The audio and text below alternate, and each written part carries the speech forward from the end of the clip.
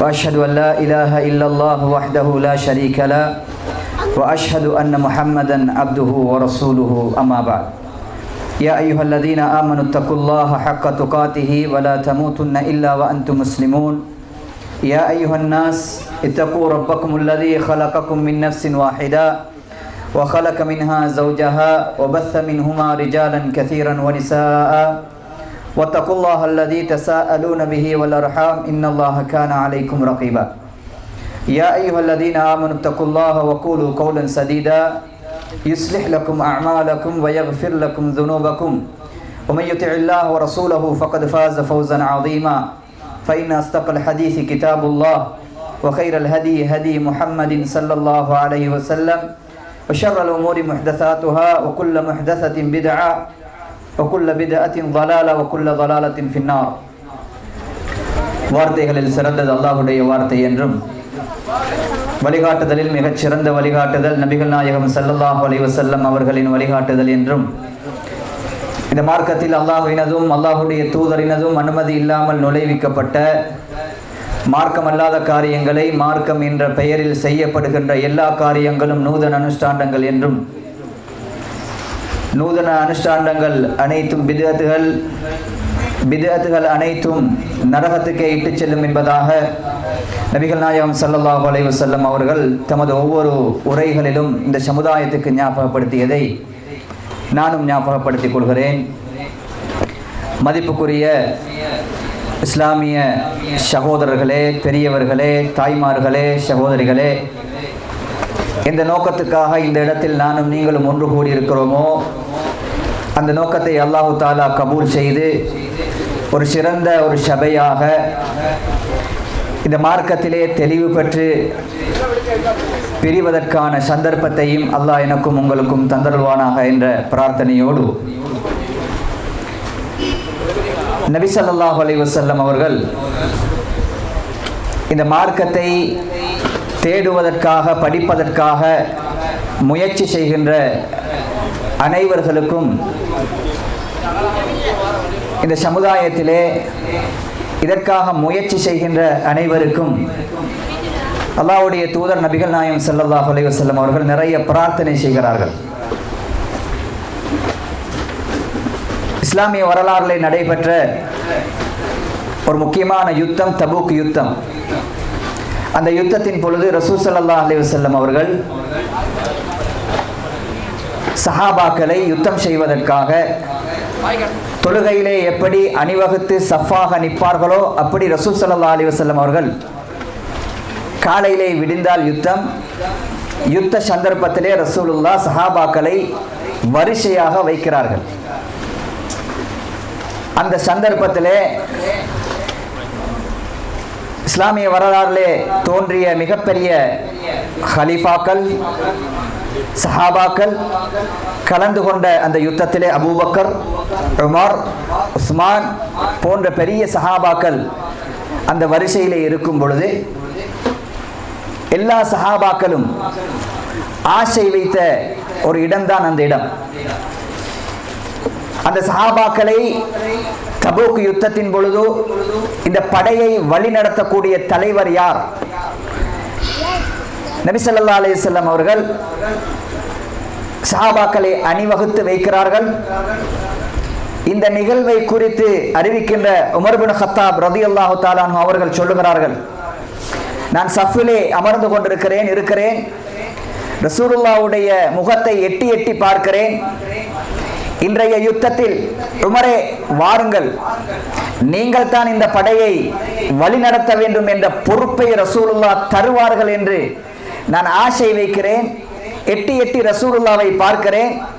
அந்த பொறுப்பை ரசூலுல்லாஹ் எனக்கு தரமாட்டார்களா என்று உன்னி பார்க்கிறேன். ரசூலுல்லாஹ் அந்த சந்தர்ப்பத்தில் ஒரு அழகான செய்தியை சொன்னார்கள். அலி ரலியல்லாஹு தஆலா அவர்களை அழைத்தார்கள். அழைத்து அந்த யுத்த தளபதிக்கான கொடியை கையிலே கொடுத்து விட்டு சொன்னார்கள், யா அலி, அலியே, லஅய்யஹ்தி அல்லாஹு பிக ரஜுலன் வாஹிதன் கைருன் லக மின் ஹுமுரின் நஅமி. அல்லாஹ் இந்த உலகத்திலே உங்கள் மூலம் ஒருவருக்கு ஹைரை நலவை நாடினால் அது உங்களுக்கு சிவந்த ஒட்டகங்கள் கிடைப்பதை விட சிறந்தது என்று ரசூல் ஸல்லல்லாஹு அலைஹி வஸல்லம் அவர்கள் சொன்னார்கள். மதிப்புக்குரியவர்களே, இது நாங்கள் கூட்டம் காட்டுவதற்கோ அல்லது யாரையோ எதிர்ப்பதற்காகவோ அல்லது வேற எந்த உலக நோக்கத்துக்காகவோ இந்த இடத்தில் நாங்கள் கூடவும் இல்லை கூட்டவும் இல்லை. மார்க்கத்தை தெளிவாக சொல்ல, இந்த சமுதாயத்திலே இருக்கக்கூடிய மார்க்க சம்பந்தமான பிரச்சனைகளுக்கு தீர்வு சொல்ல, இந்த சமுதாயத்திலே இருக்கக்கூடிய சமூக பிரச்சனைகளுக்கு தீர்வு சொல்வதற்காகத்தான் இது போன்ற சபைகளும் நிகழ்ச்சிகளும் ஆர்கனைஸ் பண்ணப்படுகிறது, ஏற்பாடு செய்யப்படுகிறது.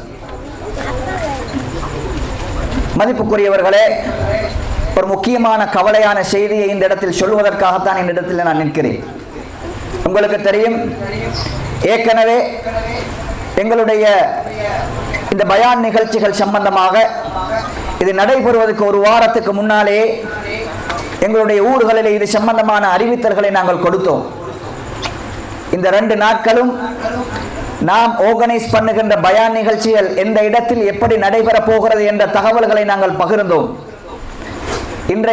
இன்றைய நாள், இன்று காலை 9 மணி முதல் 11 மணி வரைக்கும் நம்முடைய ஊரில் இருக்கக்கூடிய படிக்கின்ற கல்வி பகிர்கின்ற மாணவர்களுக்கான ஒரு பயான் நிகழ்ச்சி இன்று ஏற்பாடு பண்ணப்பட்டிருந்தது. எமது பாடசாலையான அல் ஹுமைசரா பாடசாலை மண்டபத்திலே அந்த நிகழ்ச்சி ஏற்பாடு பண்ணப்பட்டிருந்தது. அதில் நாங்கள் தலைப்பாக முக்கிய கருத்தாக பேச இருந்தது the source of life, வாழ்வின் லட்சியங்கள். அதாவது இன்றைய உலகத்திலே சடவாதத்தை நோக்கி நகர்ந்து கொண்டிருக்கக்கூடிய எம்முடைய கல்வி பயணம் மார்க்க விழுமியங்களுடன் மார்க்க ஒழுக்கங்களுடன் அந்த கல்வி தொடர வேண்டும், அது திருத்தப்பட வேண்டும், அதற்கான வழிகாட்டுதல் சொல்லப்பட வேண்டும் என்ற ஒரு நோக்கத்தில் இந்த தலைப்பு தெரிவு செய்யப்பட்டிருந்தது. இது எம்முடைய பிள்ளைகள், எம்முடைய வாலிபர்கள், எம்முடைய சகோதர சகோதரிகள், இந்த ஊரிலே வளர்கின்றவர்கள் சரியான முறையில் நேர்த்தியான முறையில் வழிகாட்டப்பட்டு ஒரு இஸ்லாமிய வாலிபனாக ஒரு இஸ்லாமிய மாணவியாக இந்த சமுதாயத்தில் வளர்த்தெடுக்க வேண்டும் என்ற ஆசையில் தான் அந்த தலைப்பு போடப்பட்டது. நாங்கள் யாரையும் குறை சொல்லவோ யாரையும் குத்தி காட்டவோ யாரையும் பழி வாங்கவோ அந்த தலைப்பு போடப்படவில்லை. இந்த உலகத்திலே குறிப்பாக இந்த ஊரில் நம்முடைய மாணவ மாணவிகள் சந்திக்கின்ற ஏராளமான பிரச்சனைகள், கல்வியை தொடர முடியாது, அந்நிய கலாச்சாரங்கள், அஜ்னபி மஹரமி உறவு இல்லாத முறையில் எத்தனையோ பிரச்சனைகள், இவைகள் எல்லாத்தையும் கருத்தில் கொண்டு எம் சமுதாயத்துக்கு எம் மாணவர்களுக்கு இந்த தலைப்பிலே அழகான சில வழிகாட்டுதலை வழங்க வேண்டும் என்ற ஒரே ஒரு நோக்கத்துக்காக, பொது நோக்கத்துக்காக எம் எல்லோருடைய பிள்ளைகள் சார்பாகவும் இந்த தலைப்பை சரியாக பேசுவதற்கு தகுதியாக பல வேலைப்பாடுகளுக்கு மத்தியிலே இருந்தும் ஷேக் அப்துல் ஹமீத் ஷரஇ அவர்கள் அதற்காக வந்திருந்தார்கள். ஆனால் துரதிர்ஷ்டவசமாக அந்த நிகழ்ச்சியை தடை செய்ய பலர் எடுத்த முயற்சியில் அவர்கள் வெற்றி கொண்டு எப்படியாவது இந்த நிகழ்ச்சியை நிறுத்த வேண்டும், எப்படியாவது இந்த நிகழ்ச்சியை தடை செய்ய வேண்டும் என்பதற்காக எங்களுடைய ஊரில் இருந்த சிலர் அதற்காக பாடுபட்டார்கள், அதற்காக முயற்சி செய்தார்கள். எதை தடை செய்ய? நாம் இந்த சமுதாயத்தில் நல்ல விடயங்களை, நல்ல செய்திகளை இந்த சமுதாயத்துக்கு வழங்கி நல்ல மாணவர் சமுதாயத்தை, மாணவி சமுதாயத்தை உருவாக்க வேண்டும் என்று ஒரு சமுதாயம் பாடுபட்டு கொண்டிருக்கும் பொழுது, இரவு பகலாக அவர்கள் முயற்சி செய்து கொண்டிருக்கும் பொழுது, யாரோ ஒருவர் அல்லது கொஞ்சம் பேர் இதை தடை செய்ய வேண்டும், இதை விடக்கூடாது என்ற நிலையிலே அதற்காக முயற்சி செய்து அதிலே வெற்றியும் கண்டார்கள். அவர்கள் பார்வையிலே அது வெற்றியாக இருக்கலாம். அல்லாஹ் குர்ஆனிலே சொல்கிறான், அல்லதீன யசுத்தூன அன் சபீலில்லாஹி வயபகுனஹா இவஜா. அல்லாஹ்வுடைய மார்க்கம் சொல்லப்படுகின்ற அந்த காரியங்களை, ஒரு சமுதாயத்திலே நலவு நடக்கிறது, அதற்கு யாரெல்லாம் தடை கற்களாக இருப்பார்களோ இவர்கள் தெளிவான அநியாயக்காரர்கள். அல்லாஹ் சொல்கிறான் குர்ஆனிலே. மதிப்புக்குரியவர்களே, நான் இதை ஏன் சொல்லுகிறேன் என்றால், எம் ஊரிலே இதை பற்றி தெளிவான, நாங்கள் யார் என்பதை மிக தெளிவாக புரிந்து கொள்ள வேண்டும் என்பதற்காக வேண்டித்தான் இதை நான் சொல்லுகிறேன். எனவே ஏதோ பல பொய்யான குற்றச்சாட்டுகளை சொல்லி, ஏதோ இல்லாத பொல்லாத காரணங்களை சொல்லி அவர்கள் அந்த நிகழ்ச்சியை தடை செய்தாலும் அல்லாஹ்வுடைய திட்டம் தத்பீருல்லாஹி ஃபௌக தத்பீருல் ஹல்கி, அல்லாஹ்வுடைய திட்டம் மனிதன் போடுகின்ற திட்டத்தையும் விட மேலானது. அவர்கள் சொச்சமான பேரை, இந்த கருத்தை, இந்த மெசேஜை கேட்பதற்கு தடை செய்திருந்தாலும் அல்லாஹு தஆலா நாங்கள் எதிர்பார்த்ததையும் விட நூற்றுக்கணக்கான மாணவர்கள், நூற்றுக்கணக்கான மாணவிகள் இந்த நிகழ்ச்சியிலே முதலாவதாக அவருடைய முதல் நிகழ்ச்சியாக கலந்து கொண்ட நூற்றுக்கணக்கான மாணவர்கள் அந்த நிகழ்ச்சியிலே கலந்து கொண்டார்கள். அதை நாங்கள் அவசரமாக சுமார் 8 மணி அளவிலே ஆரம்பித்த வேளை இந்த நிகழ்ச்சியை தடை செய்தாலும் இதை எப்படி சரி நாங்கள் இந்த சமுதாயத்திலே நிகழ்த்துவோம், அல்லாஹ்வுடைய உதவி எங்களுக்கு வரும் என்ற நம்பிக்கையில் அல்ஹம்துலில்லாஹ் அந்த இடத்திலே எங்களுக்கு இடம் கிடைக்காவிட்டாலும் மஸ்ஜித் ரியாது சாலிஹினை தயார்படுத்தி அதற்காக பலர் உழைத்தார்கள்.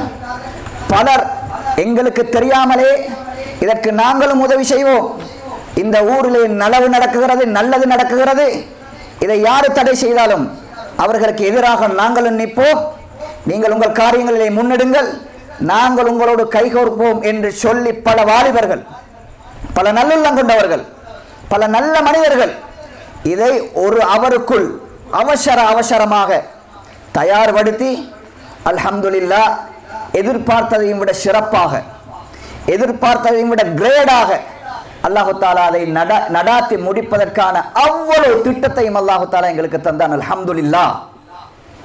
எனவே யாருதான் எதை தடை செய்ய நினைத்தாலும் அல்லாஹ் குர்ஆன் ஒரு வசனம் சொல்கிறான், யுரீதுன லியுத்ஃபிஉ நூரல்லாஹி பிஅஃப்வாஹிஹிம் வல்லாஹு முத்திம்மு நூரிஹி வலவ் கரிஹல் காஃபிரூன். நபியே, அல்லாஹ்வுடைய ஜோதியை, அல்லாஹ்வுடைய மார்க்கத்தை அவர்களுடைய வாயால் ஊதி அணைப்பதற்கு அவர்கள் விரும்புகிறார்கள். காபிர்களை பார்த்து அல்லாஹ் சொல்கிறான். ரசூலுல்லாஹ்வுடைய காலத்திலே நடந்த அதே அச்சு அசல் வடிவம். ரசூலுல்லாஹ் ஓதுகின்ற குர்ஆனை கேட்பதற்கு தடை விதித்தார்கள், கேட்க வானம் என்று சொன்னார்கள், பஞ்சை அமிழ்த்துக் கொள்ளுங்கள் என்று சொன்னார்கள், ரசூலுல்லாஹ்வை சந்திக்க கூடாது என்று சொன்னார்கள், அவரை பொய்யறந்தார்கள். இப்படியெல்லாம் இந்த சமுதாயத்தில் இந்த மார்க்கம் போய் சென்று அடைந்து விடக்கூடாது என்பதற்காக காபிர்கள் எடுத்த முயற்சி, அதே முயற்சி. இது சத்தியத்துடைய அடையாளம். உலகத்துல சத்தியம் எப்படி வளர்ந்தது என்பதற்கான அடையாளத்தை நீங்கள் வரலாறு ரீதியாக படிச்சா அதே ஷைத்தானுடைய அந்த மசாயிதுகள், ஷைத்தானுடைய போக்குகள் காலாகாலத்தொட்டும் இப்படித்தான் வந்திருக்கிறது. ஆனால் அல்லாஹ்வுடைய திட்டம் இது எங்களுக்கு ஒரு சோதனை, எங்களை இன்னும் உறுதிப்படுத்துகிறது, எங்களை இன்னும் சந்தோஷப்படுத்துகிறது. அல்ஹம்துலில்லாஹ். எனவே அந்த ஒரு விஷயத்தை இந்த சமுதாயத்திலே தெளிவாக சொல்வதற்காகத்தான் இந்த இடத்திலே நான் இந்த நேரத்தை நான் பயன்படுத்திக் கொள்கிறேன். மதிப்புக்குரியவர்களே, இந்த சமுதாயத்திலே நல்ல விடயங்கள், நல்ல செய்திகள், இந்த மார்க்கத்தை தெளிவாக சொல்வதற்காகத்தான் இந்த இடத்திலே நாங்கள் ஒன்று கூடியிருக்கிறோம். அல்லாஹு தஆலா நாம் எதற்காக ஒன்று கூடினோமோ அந்த நோக்கத்தை முழுமையாக பூர்த்தி செய்ய வேண்டும் என்ற ஒரு பிரார்த்தனையோடு வந்திருக்கக்கூடியவர்கள் முழுமையாக இந்த நிகழ்ச்சியிலே கலந்து கொண்டு, அதே போன்று இந்த இடத்திலே வந்திருக்கக்கூடிய பிரதம பேச்சாளர் அப்துல் ஹமீத் ஷரை அவர்கள் இந்த இடத்திலே ஒரு அழகான உரையை நிகழ்த்த இருக்கிறார்கள். அவர்களை இந்த இடத்தில் வந்து உரை நிகழ்த்துமாறு நான் அன்புடன் அழைக்கிறேன்.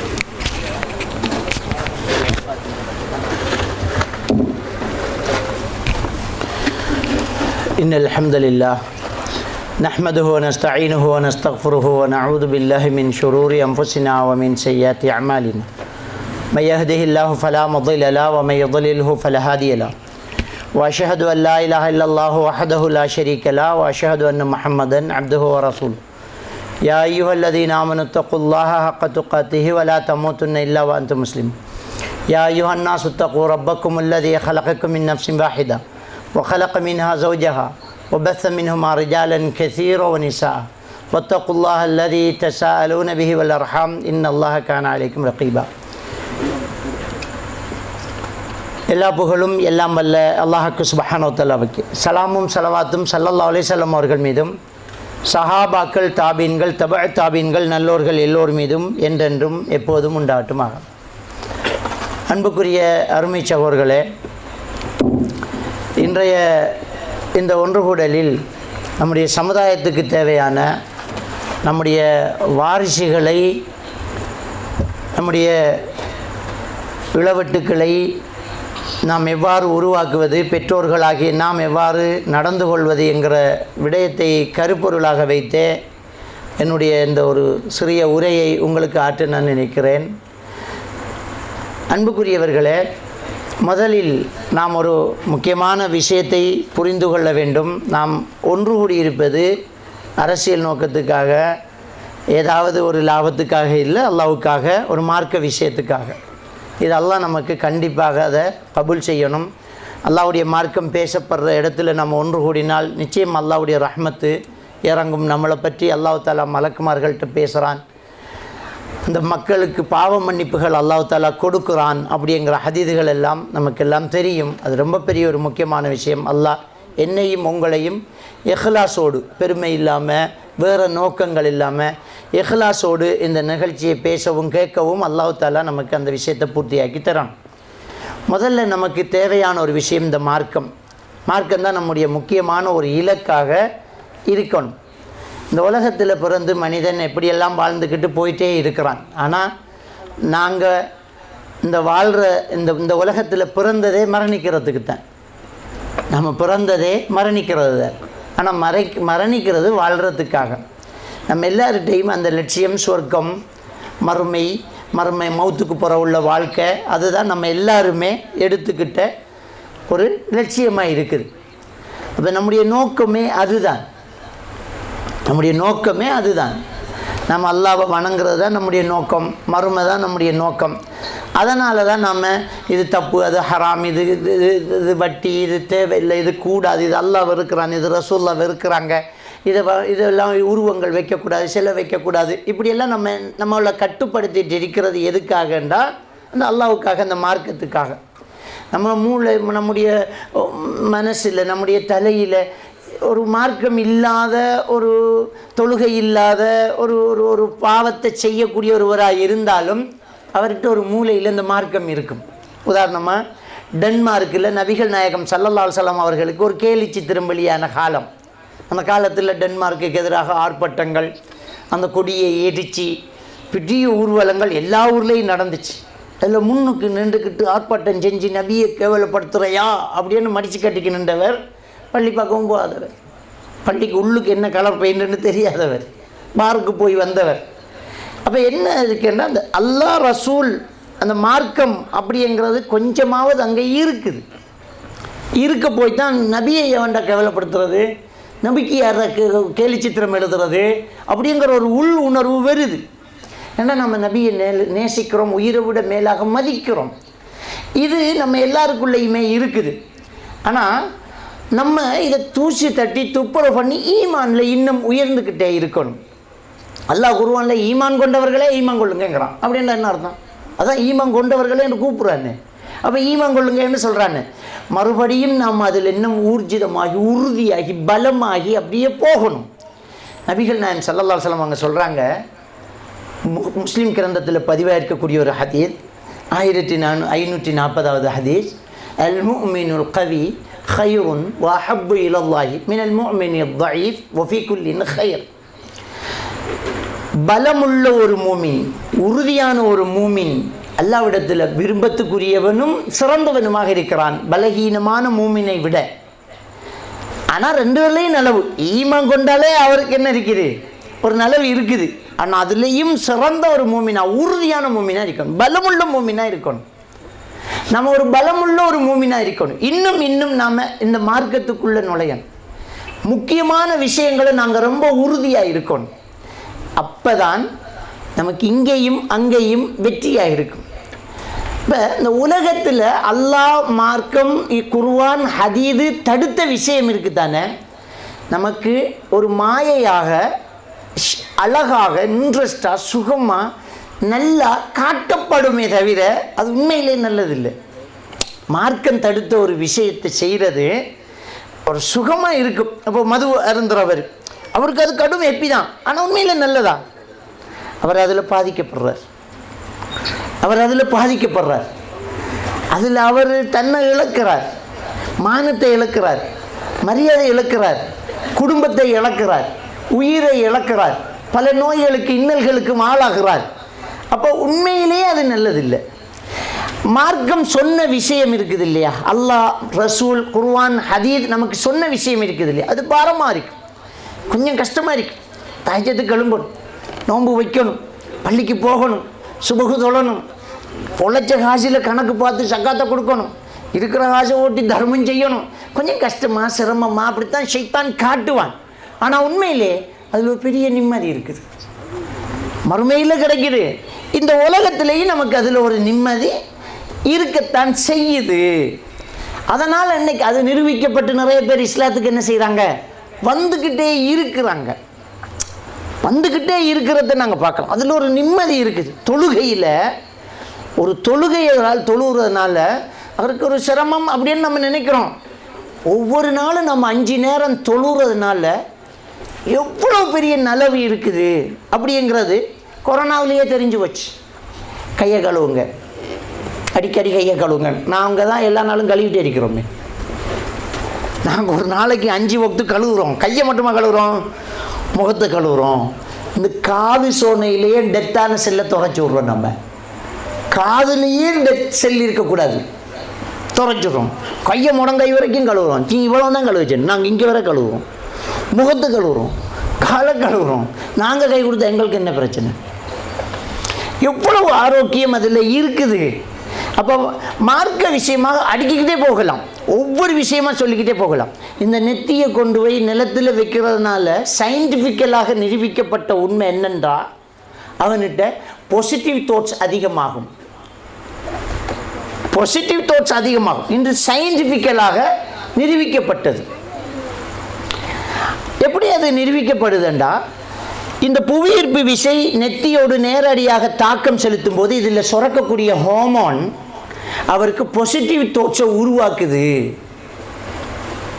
Doctor Keith Moore, the text book of basic of cell biology அப்படின்னு புக் எழுதினவர் அந்த விஷயத்தை சொல்கிறார். யூடியூப்லேயும் அந்த வீடியோக்கள் இருக்குது, அவருடைய பேச்சு. அப்போ அவர் நிரூபிக்கிறார், இந்த நெற்றியை நிலத்தில் வைக்கும்போது அவருக்கு பாசிட்டிவான தாட்ஸ் வரும். குர்ஆன் அப்போவே சொல்லிச்சு, இன்ன ஸலாத்த தன்ஹா அனில் ஃபஹ்ஷாஇ வல் முன்கர், தொழுகை மானக்கேடான விடயம், பாவத்திலிருந்து ஒன்றை பாதுகாக்கும். விளங்கிட்டா? ஞாபக சக்திகள் அதிகமாகும், நல்ல மனநிலை வரும். அப்போ இன்னைக்கு இஸ்லாத்தில் இல்லாட்டியும் மாற்று மதத்தவர்கள் சாஷ்டாங்கம் செய்யுங்க, அதாவது இந்த நெத்தியை கொண்ட நிலத்தில் கொஞ்ச நேரம் வைங்க என்கிற தத்துருவமான கொள்கையை சொல்லிக்கிட்டு இருக்கிறாங்க. அது முக்கியமான ஒரு விஷயம். அப்போ இன்னைக்கு இந்த இஸ்லாத்தினுடைய ஒவ்வொரு நோன்பு முஸ்லீம் அல்லாதவர்கள் பிடிக்கிறாங்க. உங்களுக்கு தெரியுமா? முஸ்லீம் அல்லாதவர்கள் நோன்பு வைக்கிறாங்க. ஏன்? அதில் அவ்வளோ ஆரோக்கியம், ஹெல்த் அவ்வளோ ஆரோக்கியம் இருக்கு. நம்முடைய உடம்புல, நம்முடைய இரத்தத்துக்கு குளுக்கோஸ் தேவை. அந்த குளுக்கோஸ் இரத்தத்தில் கூடி இருந்தால் தான் சீனி. ஏன்னா அந்த குளுக்கோஸை செல்லுக்கு கொண்டு போய் சேர்க்கறதுக்கு இன்சுலின் குறைஞ்சா சீனி வருத்தம். இந்த உடம்புல உள்ள செல்லுகளுக்கு குளுக்கோஸ் போய் நிற்கிது. இந்த உடம்பு சில குளுக்கோஸை சர்வ் பண்ணி உடம்புல வச்சிருக்கும். அது புதுப்பிக்கப்படணும். ஒரு ஆளுக்கு குளுக்கோஸ் தேவை. இந்த இரத்தத்தில் குளுக்கோஸ் அளவு எவ்வளவு இருக்குங்கிறத இந்த மூளையில் ஹைப்போதலம்ஸ் டயக்னோஸ் பண்ணும். இந்த இரத்த ஓட்டம் செய்யும்போது இந்த மூளையில் எவ்வளோ வேலை நடக்குன்னு பாருங்கள். அல்லாஹ் வச்சு படைச்சிங்க. அந்த மூளையில் ஹைப்போதலம்ஸ் டயக்னோஸ் பண்ணும். வேறு ரத்தத்தில் குளுக்கோஸ் குறையுதே அப்படிங்கிற ஒரு மெசேஜை சட்டைட்டரி சென்டர் என்ற ஒரு பகுதிக்கு தகவலை கொடுக்கும். மூளைக்குள்ளே சட்டைட்டரி சென்டர் அந்த இடத்துக்கு தகவல் கொடுக்கும், தம்பிக்கு குளுக்கோஸ் தேவைப்படுது அப்படின்ட்டு. சட்டைட்டரி சென்டர் என்ன செய்யும்? பசியை தூண்டி விடும். குளுக்கோஸ் வேணும், சாப்பிட ஏதாவதுன்ட்டு. அப்போ நமக்கு பசிக்கும். நமக்கு பசிக்குதுண்டா குளுக்கோஸ் தேவைப்படுதுன்ற அர்த்தம். அதனால் அன்றைக்கு டாக்டர் மாதிரி பசிக்காமல் தின்னாதீங்க, பசிச்சு சாப்பிடுங்கிறது. குளுக்கோஸ் தேவைன்னா சாப்பிடும்போது இந்த மூளை என்ன செய்ய வேண்டாம், எடுத்து வச்சத்தில் 2 வெளியில் வைக்கும். இவ்வளோ போதும், இதுக்கு மேலே முடியாதுன்னு வைப்போம். இந்த மூளை சொல்லும், உனக்கு இவ்வளவு குளுக்கோஸ் போதும், இதுக்கு மேலே வேணாம், இவ்வளவு போதும், இதுக்கு மேலே வேணாம். நம்ம எடுத்து வச்சதை தெண்டிச்சு வைங்கன்னு ஒரு ஆள் சொன்னால் அவ்வளோ திங்கிறது அன்றைக்கு நமக்கு மரண தண்டனையா. அதனால தான் விருந்தாளியை கவனிங்க, எடுங்கன்னு சொல்லுங்கள், குமிச்சு விட்டுறாதீங்க. இந்த பக்கமும் பெற மாட்டான். இந்த மூளை டயக்னோஸ் பண்ணும், இவ்வளோதான் அப்படின்ட்டு வச்சிடும். இது குளுக்கோஸ் தேவைன்ற பசிங்கிற தகவல் வரும்போது நாம் உடனே போய் சாப்பிடக்கூடிய சூழ்நிலை இல்லை. வீட்டில் சாப்பாடு இல்லை, வறுமை, ட்ராவலிங்கில் இருக்கும், பஸ்ஸில் இருக்கும், சாப்பாடு முடியலை, நோம்பில் இருக்கும். அப்படி என்று சொன்னால் இந்த மூளை கொஞ்சம் நேரம் பார்த்துக்கிட்டு இருக்கும். பசி பசி பசி பசி, சாப்பிடு சாப்பிடு சாப்பிடுன்னு சொல்லும். நம்ம சாப்பிடலை, மாற்று வழியை கையாளும். இந்த மூளை என்ன செய்யும்டா, மாற்று வழியை கையாளும். மாற்று வழி என்ன அப்படின்னா கோர்ட்டிசோல் ஹார்மோனை சுரக்க வைக்கும். இந்த கோர்ட்டிசோல் ஹார்மோன் என்ன செய்யும்டா, உடம்புல சேவ் பண்ணப்பட்ட செல்லுகள் எடுத்து ரத்தத்துக்கு, அந்த குளுக்கோஸ் எடுத்து ரத்தத்துக்கு கொடுத்து போட்டு அது வேலையை முடிச்சிடும். அப்போ ரொம்ப பசிச்சா சாப்பிடலாம் நம்ம சொல்லுவோம். கட்டும் பசியோட இறங்கி பேக்கு கொண்டாந்து வச்சு 4 மணிக்கு சோத்த வேண்டாதீங்க. பசிச்ச பசிக்கு அடிக்கணும் நெருப்படி. ஆனால் இப்போ திங்கலாம். உடம்புக்குள்ளே என்ன நடந்திருக்கேன்டா, உங்களோட உடம்புல சேவ் பண்ணப்பட்ட குளுக்கோஸை இந்த கோர்ட்டிசோல் ஹார்மோன் சுரந்து எடுத்து செல்லுக்கு கொடுத்து போட்டு அது ஆஃப் ஆயிட்டு. இப்போ நம்மளோட பாடி ஃப்ரெஷ் ஆகுது. பாடி என்ன செய்யுது, ஸ்டாக் எல்லாம் எடுபட்டு ஃப்ரெஷ் ஆகுது. திரும்ப நம்ம புது குளுக்கோஸுகளை சேவ் பண்ண போகுது. இந்த விஞ்ஞானம் தெரிஞ்சதுக்கு பிறகு விரதம் இருந்தால் அல்சர் குணமடையும், கொலஸ்ட்ரால் குணமடையும், நோய் எதிர்ப்பு தன்மை அதிகமாகும், உடம்பு ஆரோக்கியமாகும் அப்படி என்று இன்னைக்கு பிரச்சாரங்கள் நடந்து விரதம் இருக்கிறாங்க மாற்று மதத்தவர்கள். எப்படி முஸ்லீம்களை போல மாற்று மதத்தவர்கள் ஹத்னா செய்கிறாங்களோ அதில் ஆரோக்கியம் இருக்குன்னு முஸ்லீம் அல்லாதவர்கள் ஹத்னா செய்கிறாங்க. அதே மாதிரி விரதம் இருக்கிறாங்க. குவைத்தில் ஒரு நிகழ்ச்சிக்காக போயிருந்தேன். இந்துக்கள் அமைப்பு ஒரு இஃப்தார் நிகழ்ச்சிக்கு, ஒரு சஹர் நிகழ்ச்சிக்கு என்ன கூப்பிட்டு இருந்தாங்க குவைத் சிட்டியில். ஆச்சரியமாக இருந்துச்சு. ஒரு இந்துக்கள் அமைப்பு, என்ன இவங்கன்னு வந்து பாருங்களேன்னு கூட்டிகிட்டு நாங்கள் கொஞ்சம் முஸ்லீம்கள் போனோம். நிறைய இந்துக்கள் முஸ்லீம் சகோதரர்களை கூப்பிட்டு அந்த இஃப்தார் நிகழ்ச்சியில் என்ன பேச வச்சு, அவங்களுடைய மத குருவும் முர்சாமியும் வந்து பேசி, அவங்க சொன்ன இஸ்லாத்தை புகழ்ந்து பேசி, இந்த விரதம் எவ்வளோ நல்லமன்று பேசி, அந்த சஹர் சாப்பாடு இரவு 3 மணிக்கு பெரிய சாப்பாடு அவங்க ஏற்பாடு செஞ்சு அவங்க முஸ்லீம்களுக்கு கொடுத்து அவங்களும் நோன்பு வைக்கிறாங்க. அதில் பேசினத்தில் ஒரு சில இந்துக்கள், முஸ்லீம் அல்லாதவர்கள், அவங்க வந்து பேசுகிறாங்க, நாங்கள் 8 வருஷமாக நோன்பு வைக்கிறோம். ஒரு சிலர் சொல்கிறாங்க நாங்கள் 2 வருஷமாக நோன்பு வைக்கிறோம், நான் 30 நோன்பு வச்சிருக்கிறேன் என்கிறாங்க. ஏன்ற நல்லா இருக்குது, ஹெல்த்தியாக இருக்குது அப்படிங்கிறாங்க. அப்போ இந்த மார்க்கத்தில் உள்ள விஷயங்கள் நமக்கு ஷைத்தான் கஷ்டமாக காட்டினாலும் அது எவ்வளவு ஹெல்த்தியானது, ஆரோக்கியமானதுன்னு தெரியுமா? ஏன்னா இந்த மனுஷனை படைச்ச அல்லாஹ் மனுஷனுக்கு ஒரு கேட்லாக் கொடுத்துருக்கான். ஒரு டிவியை செஞ்சவன், இந்த மைக்கை செஞ்சவன், இந்த மைக்கை இப்படித்தான் பாவிக்கணும். ஃபோனை பாவிச்சு அந்த ஃபோனு என்ன செய்ய, தண்ணிக்க போடப்படா. வறண்டி எப்படி கொடுக்குறான், தண்ணிக்கு விழுந்தா வறண்டி கிடையாது, சும்மா பழுதானே தான் வறண்டி. அப்போ இதை இப்படி தான் பாவிக்கணும், இந்த மெஷினை இப்படி தான் பாவிக்கணும், இந்த வாகனத்துக்கு பெட்ரோல் தான் ஊற்றணும், இதுக்கு டீசல் ஊற்றணும், இதில் இன்ஜின் ஆயில் கரெக்டாக இருக்கணும், இந்த லைட் பற்றினா உடனடியாக அதை ரிப்பேர் பண்ணுங்க. இப்படி ஒரு கேட்லக்கு கொடுத்து தான் ஒரு பொருளை தயாரித்து இன்றைக்கு மனுஷன் கொடுக்குறான். மனுஷனே படைச்ச அல்லாஹ் நம்மளுக்கு ஒரு கேட்லக் கொடுக்குறான் தான் குர்ஆன். நீ இப்படித்தான் இருக்கணும், நீ இதைத்தான் சாப்பிடணும், இதெல்லாம் சாப்பிடக்கூடாது, இவ்வளவு நேரம் நீ தொழணும், இப்படி செய்யணுங்கிறான். இதுக்கு கூலி மறுமையில் தாரங்கிறான். இதுதான் ஆரோக்கியமானது, இப்படித்தான் திருமணம் முடிக்கணும், இப்படித்தான் வாழணும் அப்படிங்கிறத அல்லாஹ் தஆலா தாரானண்டா. நாம் அதில் எவ்வளோ நிலவு இருக்குங்கிறத நம்ம சிந்திச்சு பார்க்கணும். எதில் மகிழ்ச்சி இருக்குது, எதில் நிம்மதி இருக்குது, எதில் சந்தோஷம் இருக்குது, எதில் ஆரோக்கியம் இருக்குதோ அதைத்தான் நமக்கு அல்லாஹ் ஹலாலாக்கி தந்தோம். அப்போ நம்ம தெரிஞ்சோ தெரியாமலோ அல்லாஹ்தால நம்மளை அப்படியே தூக்கி ஒரு நல்ல வாழ்க்கைக்குள்ளே கொண்டு வந்திருக்கான். நம்மளை தூக்கி அப்படியே இஸ்லாத்துக்குள்ளே கொண்டு வந்து இது சிறந்தது. ஈமான் நமக்கு கிடைச்சிருக்கிறது மிகப்பெரிய ஒரு பொக்கிஷம். இந்த முற்றத்து மல்லிகை மணக்கிறது இல்லைன்னு சொல்லுவாங்கல்ல, அது மாதிரி நமக்கு ஈமான்ற பொறுமதி தெரியுதில்லை. இந்த இஸ்லாத்தினுடைய பொறுமதி நமக்கு தெரியுதில்லை. இந்த மார்க்கத்தினுடைய சட்டத்திட்டங்களினுடைய பொறுமதி நமக்கு புரிய மாட்டேங்குது. அதனால் இதை புரிஞ்சவங்க இஸ்லாத்துக்குள்ளே சாரையாக வந்துக்கிட்டே இருக்கிறாங்க. நிறைய பேர் இஸ்லாத்தை தள்ளிட்டு இருக்காங்க. இவ்வளோ அழகான வாழ்க்கை, இவ்வளோ தத்ரூபமான வாழ்க்கை, நல்லா இருக்குதே ரெண்டு வந்துக்கிட்டு இருக்கிறாங்க. நமக்கு தெரிய மாட்டேங்குது. அதனால் நம்மளாக்கள் என்ன செய்கிறாங்கண்டா மேற்கத்திய கலாச்சாரம் மாடர்ன் ஃபேஷன் உண்டு இன்னும் அவனை பின்பற்றிக்கிட்டு போயிட்டு இருக்கிறாங்க. முற்றத்து மல்லிகை மணக்கல்ல நமக்கு நம்முடைய பொறுமதி தெரியல. உலகத்திலே ஆக சிறந்த பொறுமதியான ஒரு விடயம் எது? முத்து மாணிக்கம், விலை உயர்ந்த மாணிக்க கல். அதான் அது இருந்த சொர்க்கம் போய்த்திடலாமா? இல்லையே. அதை கொடுத்து நம்ம நரகத்திலேருந்து தப்பிக்கலாமா? இல்லையே. சூரத்துல் மாயிதா 36வது வசனத்தில் அல்லாஹ் தஆலா சொல்லி காட்டுறான், இந்த உலகமும் இது போன்ற இன்னொன்றும் அவர்களுக்கு இருந்து லியஃப்தது பிஹி மின் அஸாபி யௌமில் கியாமா, நாளை மறுமையின் தண்டனையிலிருந்து தப்பிக்கிறதுக்கு அதை பகரமாக கொடுத்தாலும் ஏற்றுக்கொள்ளப்படாது, முடியாது. அப்போ பொறுமதி எது? நம்ம எல்லாரும் பள்ளியில் அடிக்கடி ஒரு பயான் கேட்டிருப்போம், எல்லாருக்கும் நல்லா தெரியும்.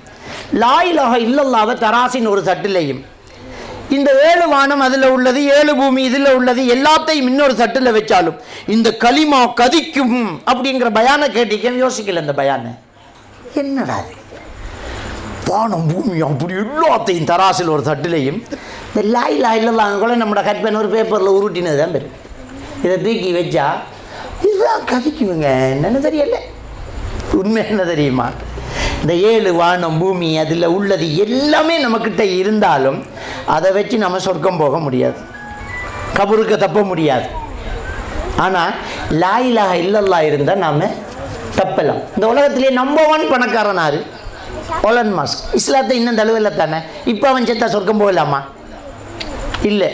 ஆனால் அடுத்த வேளை சோத்துக்கு வழி இல்லாமல், போய் தூங்குறதுக்கு இடம் இல்லாமல், சாப்பிட்றதுக்கும் இல்லை உடுக்கிறதுக்கும் இல்லாமல் ரோட்டோரமாக நிற்கிற ஒரு முஸ்லீம் மௌத்தானா கண்டிப்பாக சொர்க்கம் போகும்.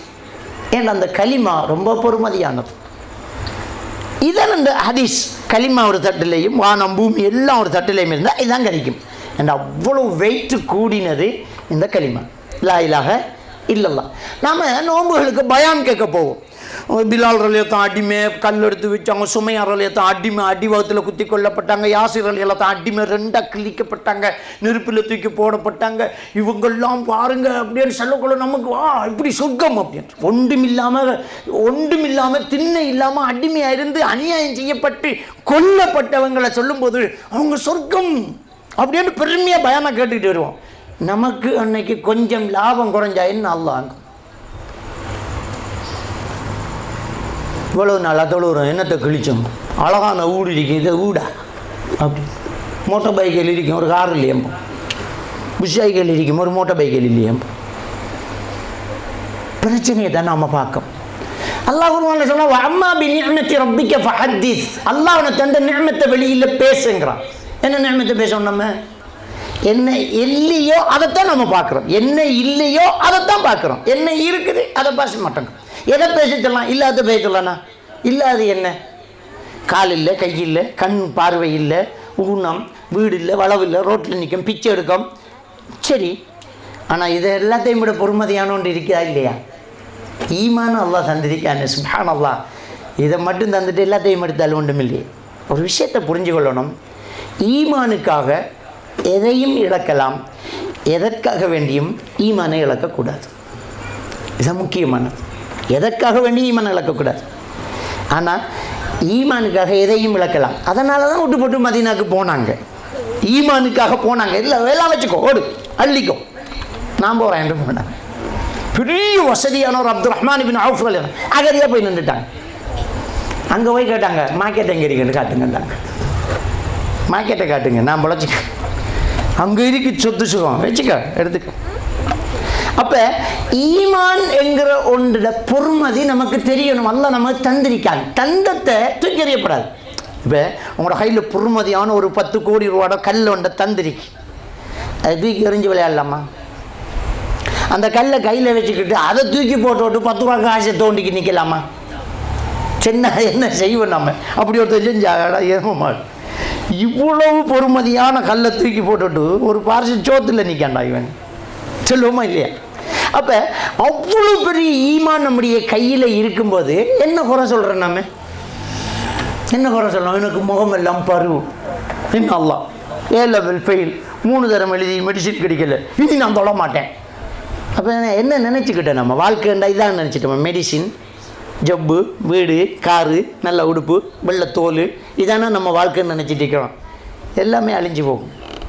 அழகு மறையும், இளமை குறையும், ஆரோக்கியம் குறையும், எல்லாம் குறையும். ஆனால் எது குறையாது? ஈமான் மட்டும் குறையாது, அது இருந்துக்கிட்டே இருக்கும். அந்த ஈமானுக்கு கிடைக்கிற பரிசு முடிவில்லாத சொர்க்கம், முடிவில்லாத வாழ்க்கை, மரணமில்லாத வாழ்க்கை. அழகு அதிகரிச்சுக்கிட்டு இருக்கும். அழகு எப்படி? இளமையாகவே இருப்பேன், வயோதிபம் பெறாது. இப்போ நம்ம இருக்கிறது என்ன செய்கிறோம்னா, அடிக்கடி கொஞ்சம் ஏதாவது டிசைனை மாற்றி எடுத்து கொஞ்சம் போட்டு, ஒரு நாளைக்கு ஒரு புள்ளட கண் புருவம் வில்லா வளைஞ்சிருக்கு, இன்னொரு நாளைக்கு அப்படி கிளம்பிருக்கு, இன்னொரு நாளைக்கு சுருண்டு இருக்கு, வலிச்சு போட்டு எழுதிக்கிட்டு உள்ளாத்துறாங்க. நேற்று கருப்பாக இருந்தவள் இன்றைக்கு வெள்ளையாக போகிறாள், சிவப்பாக இருந்தவதோடு அடுத்த அன்றைக்கு ஒரு சாதி ப்ரௌனில் போகுது. டிசைனை கொஞ்சம் மாற்றி பார்க்கலாம். வீட்டிலையும் சோபா செட்டை இப்படி போட்டவங்க சரி அழுத்து போச்சு, கொஞ்சம் மாற்றி போடுவோம், மாற்றி பெயிண்டை மாற்றுவோம். சில வீட்டையே விற்று போட்டு வசதி விட வேற ஒரு மாற்றுவோம், இது பிடிக்கல அப்படின்னு அழகாக போட்ட டைல்ஸை உடைச்சி போட்டு புதுசாக வந்த டைல்ஸை போடணுங்கிறோம். அப்போ இது மனசு அப்படி தானே. அப்போ சொர்க்கத்தில் முடிவே இல்லாத அந்த காலத்தில் இதே முகத்தோடு அப்படியே இருக்கிறான்னா இல்லை, வாரம் ஒரு தடவை அழகு மாறும். அல்லாஹ்வின் தூதர் ஸல்லல்லாஹு அலைஹி வஸல்லம் சொல்கிறாங்க, ஒவ்வொரு வெள்ளிக்கிழமையும் ஒரு காற்று வீசும், காற்று பட்டோன்னா அழகு சேஞ்ச். வீட்டுக்கு வந்த வெளியில் இருந்து வந்த கணவர்மார்களை பார்த்து மனைவியர்கள் சொல்லுவாங்க, அழகு மாறி இருக்கிறதே, ரொம்ப அழகாக இருக்கிறீங்களே, நீங்களும் தான், காற்று உங்களுக்கு தான் பட்டிருக்குது. எவ்வளோ ஒரு இன்பம். அழகு மாறிக்கிட்டே இருக்கும். வாரம் அழகை மாற்றி ஆரோக்கியத்தை கொடுத்து அங்கே சளி சிந்தாது, கோபம் பெறாது, மனஸ்தாபம் பெறாது.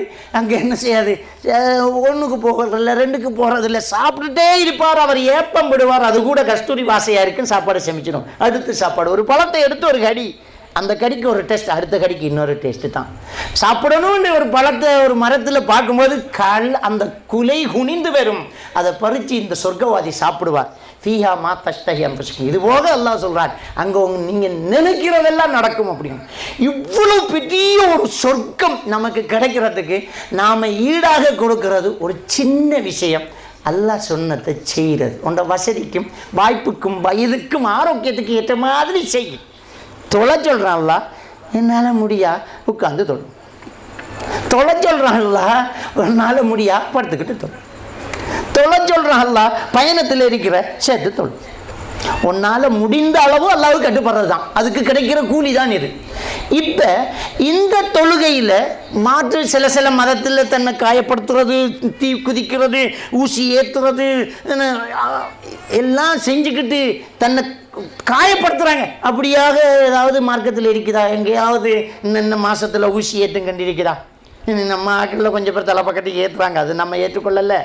அப்போ இஸ்லாத்தில் அப்படி எங்கேயாலும் இருக்குதா? தீ மிதிங்க கண்டு இருக்குதா? ஊசி ஏற்றும் கண்டிக்கா?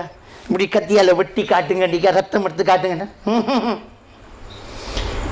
இல்லை.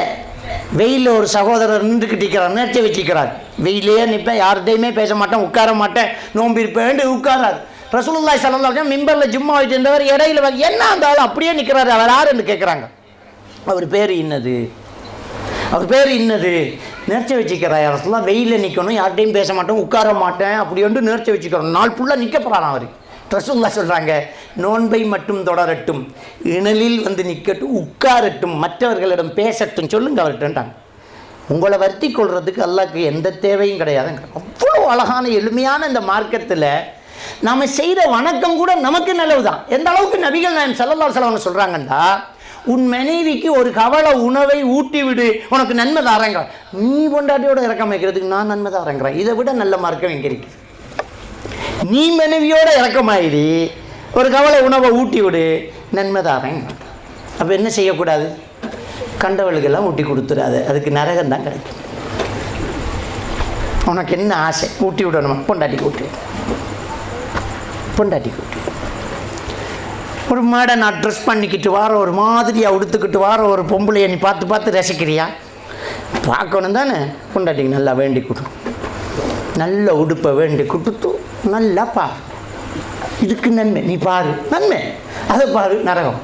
நமக்கு நல்லது தானே சொல்லி தருது இஸ்லாம். அது நம்மளோட மானம் போகும், மரியாதை கெட்டு போகும், அவமானம் பெறும். பாடுறா, பார்க்குற பார்வையை பாடுறா, இவரெல்லாம் பெரிய ஆஜி என்று நம்மளை பார்க்க போகிறான், 4 பேருக்கு தெரிய வரும். அடுத்தவனுக்கு அது நல்லா தெரியல, கேவலங்கிறதுனால தானே ஒழிக்கிறான். நல்ல பப்ளிக்காக சிகரெட் அடிச்சுட்டு நிற்கிறான். நான் எடுத்து அப்படியே கொண்டு விடுறான். தொப்பி போட்டு ஒரு மௌலை வந்தோடனே எங்க உனக்கே தெரியுது இது பாவம்ண்டு. வீட்டில் ஒரு ரொட்டியை வேண்டி திண்டுட்டிக்கு கூட மகன் வந்து ஓடி ஓடி ஓடி ஓடியா அவன் எனக்கு கொடுக்கான்.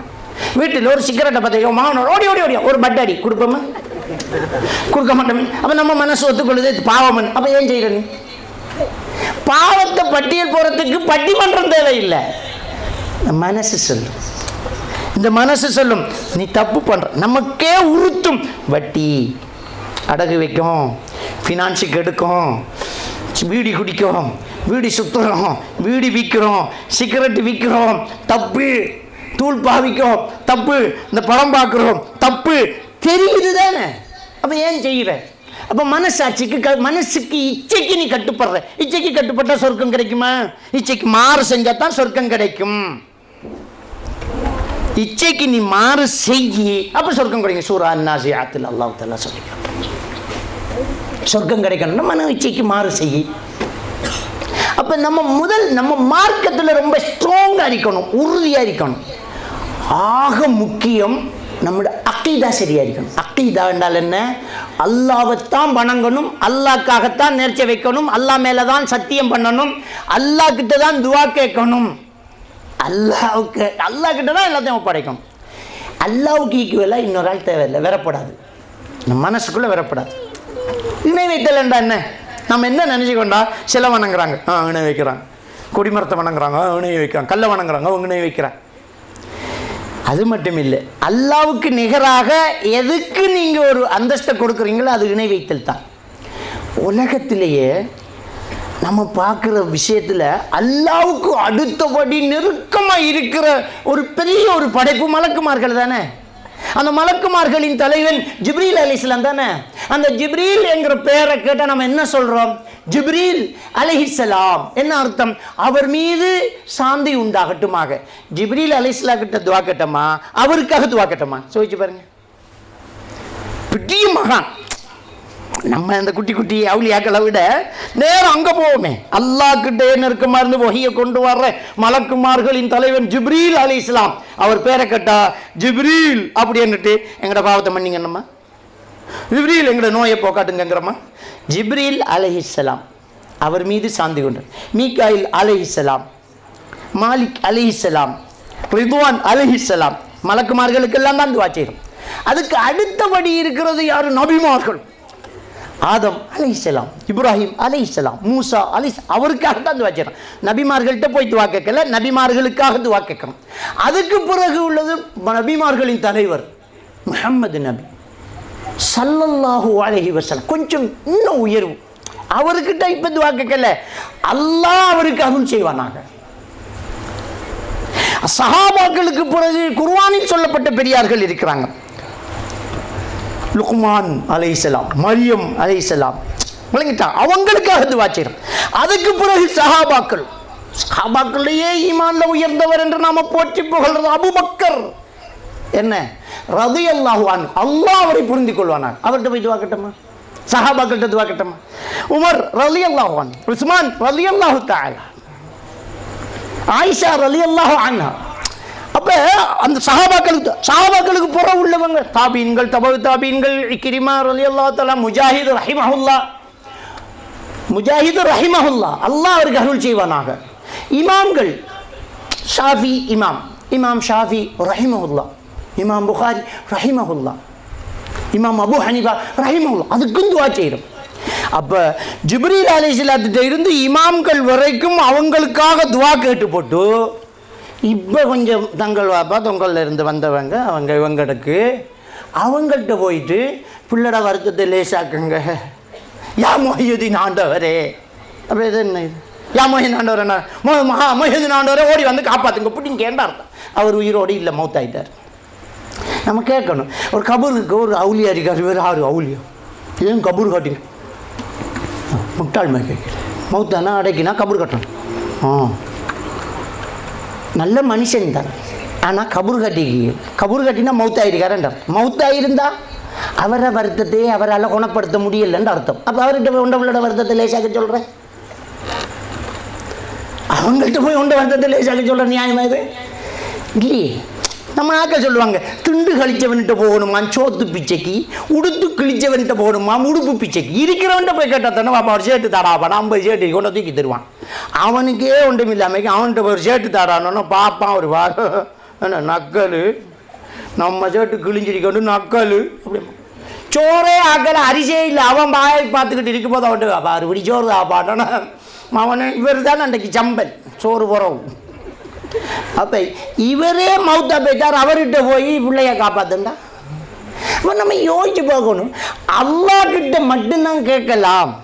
இப்போ நோயாளிக்கு ஒரு துவா எல்லாருக்கும் மனப்பாடம், அல்லாஹும்ம ரப்பனா சதீபில் பஸ் வஷ்ஃபி அந்த ஷாஃபி லா ஷிஃபா இல்லா ஷிஃபா.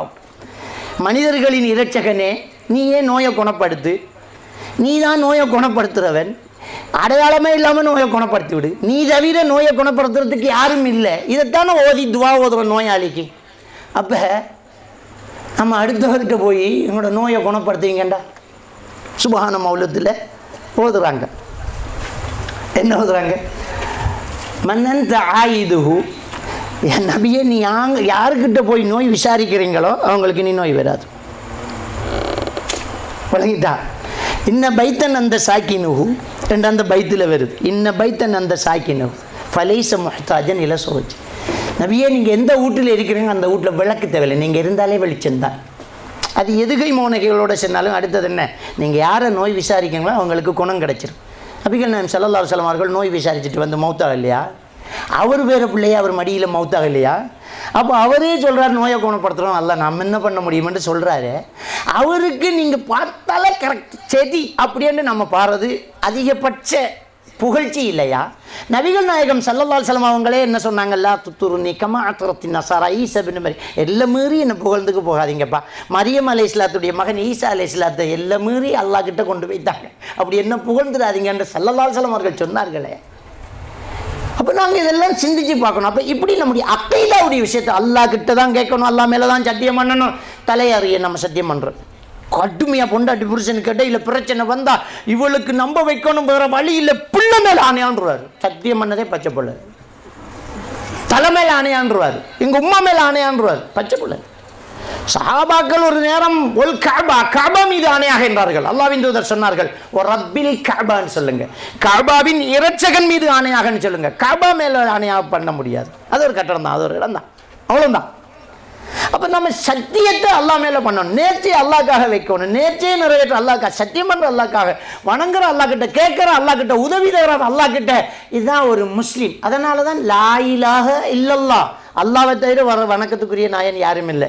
சூரத்துல் ஃபாத்திஹாவில் ஓதுறது இய்யாக நஅபுது, ஒன்றை தான் வணங்குறான், இய்யாக நஸ்தஈன், உன்னிடம் தான் உதவி தரும், ஒன்றுக்கிட்ட தான் உதவி தரம் வந்துட்டு தக்பீரை காட்டி சூரத்துல் ஃபாத்திஹாவை வெட்டக்கரங்கி செருப்பு இடர்னா யா முஹய்யதீன் ஆண்டவரை பார உதவி கூப்பிட்டனே, இப்போ நடாப்பா தொழுகையில் சேட்டா உன்னுடமே உதவி தேடுகிறோம்.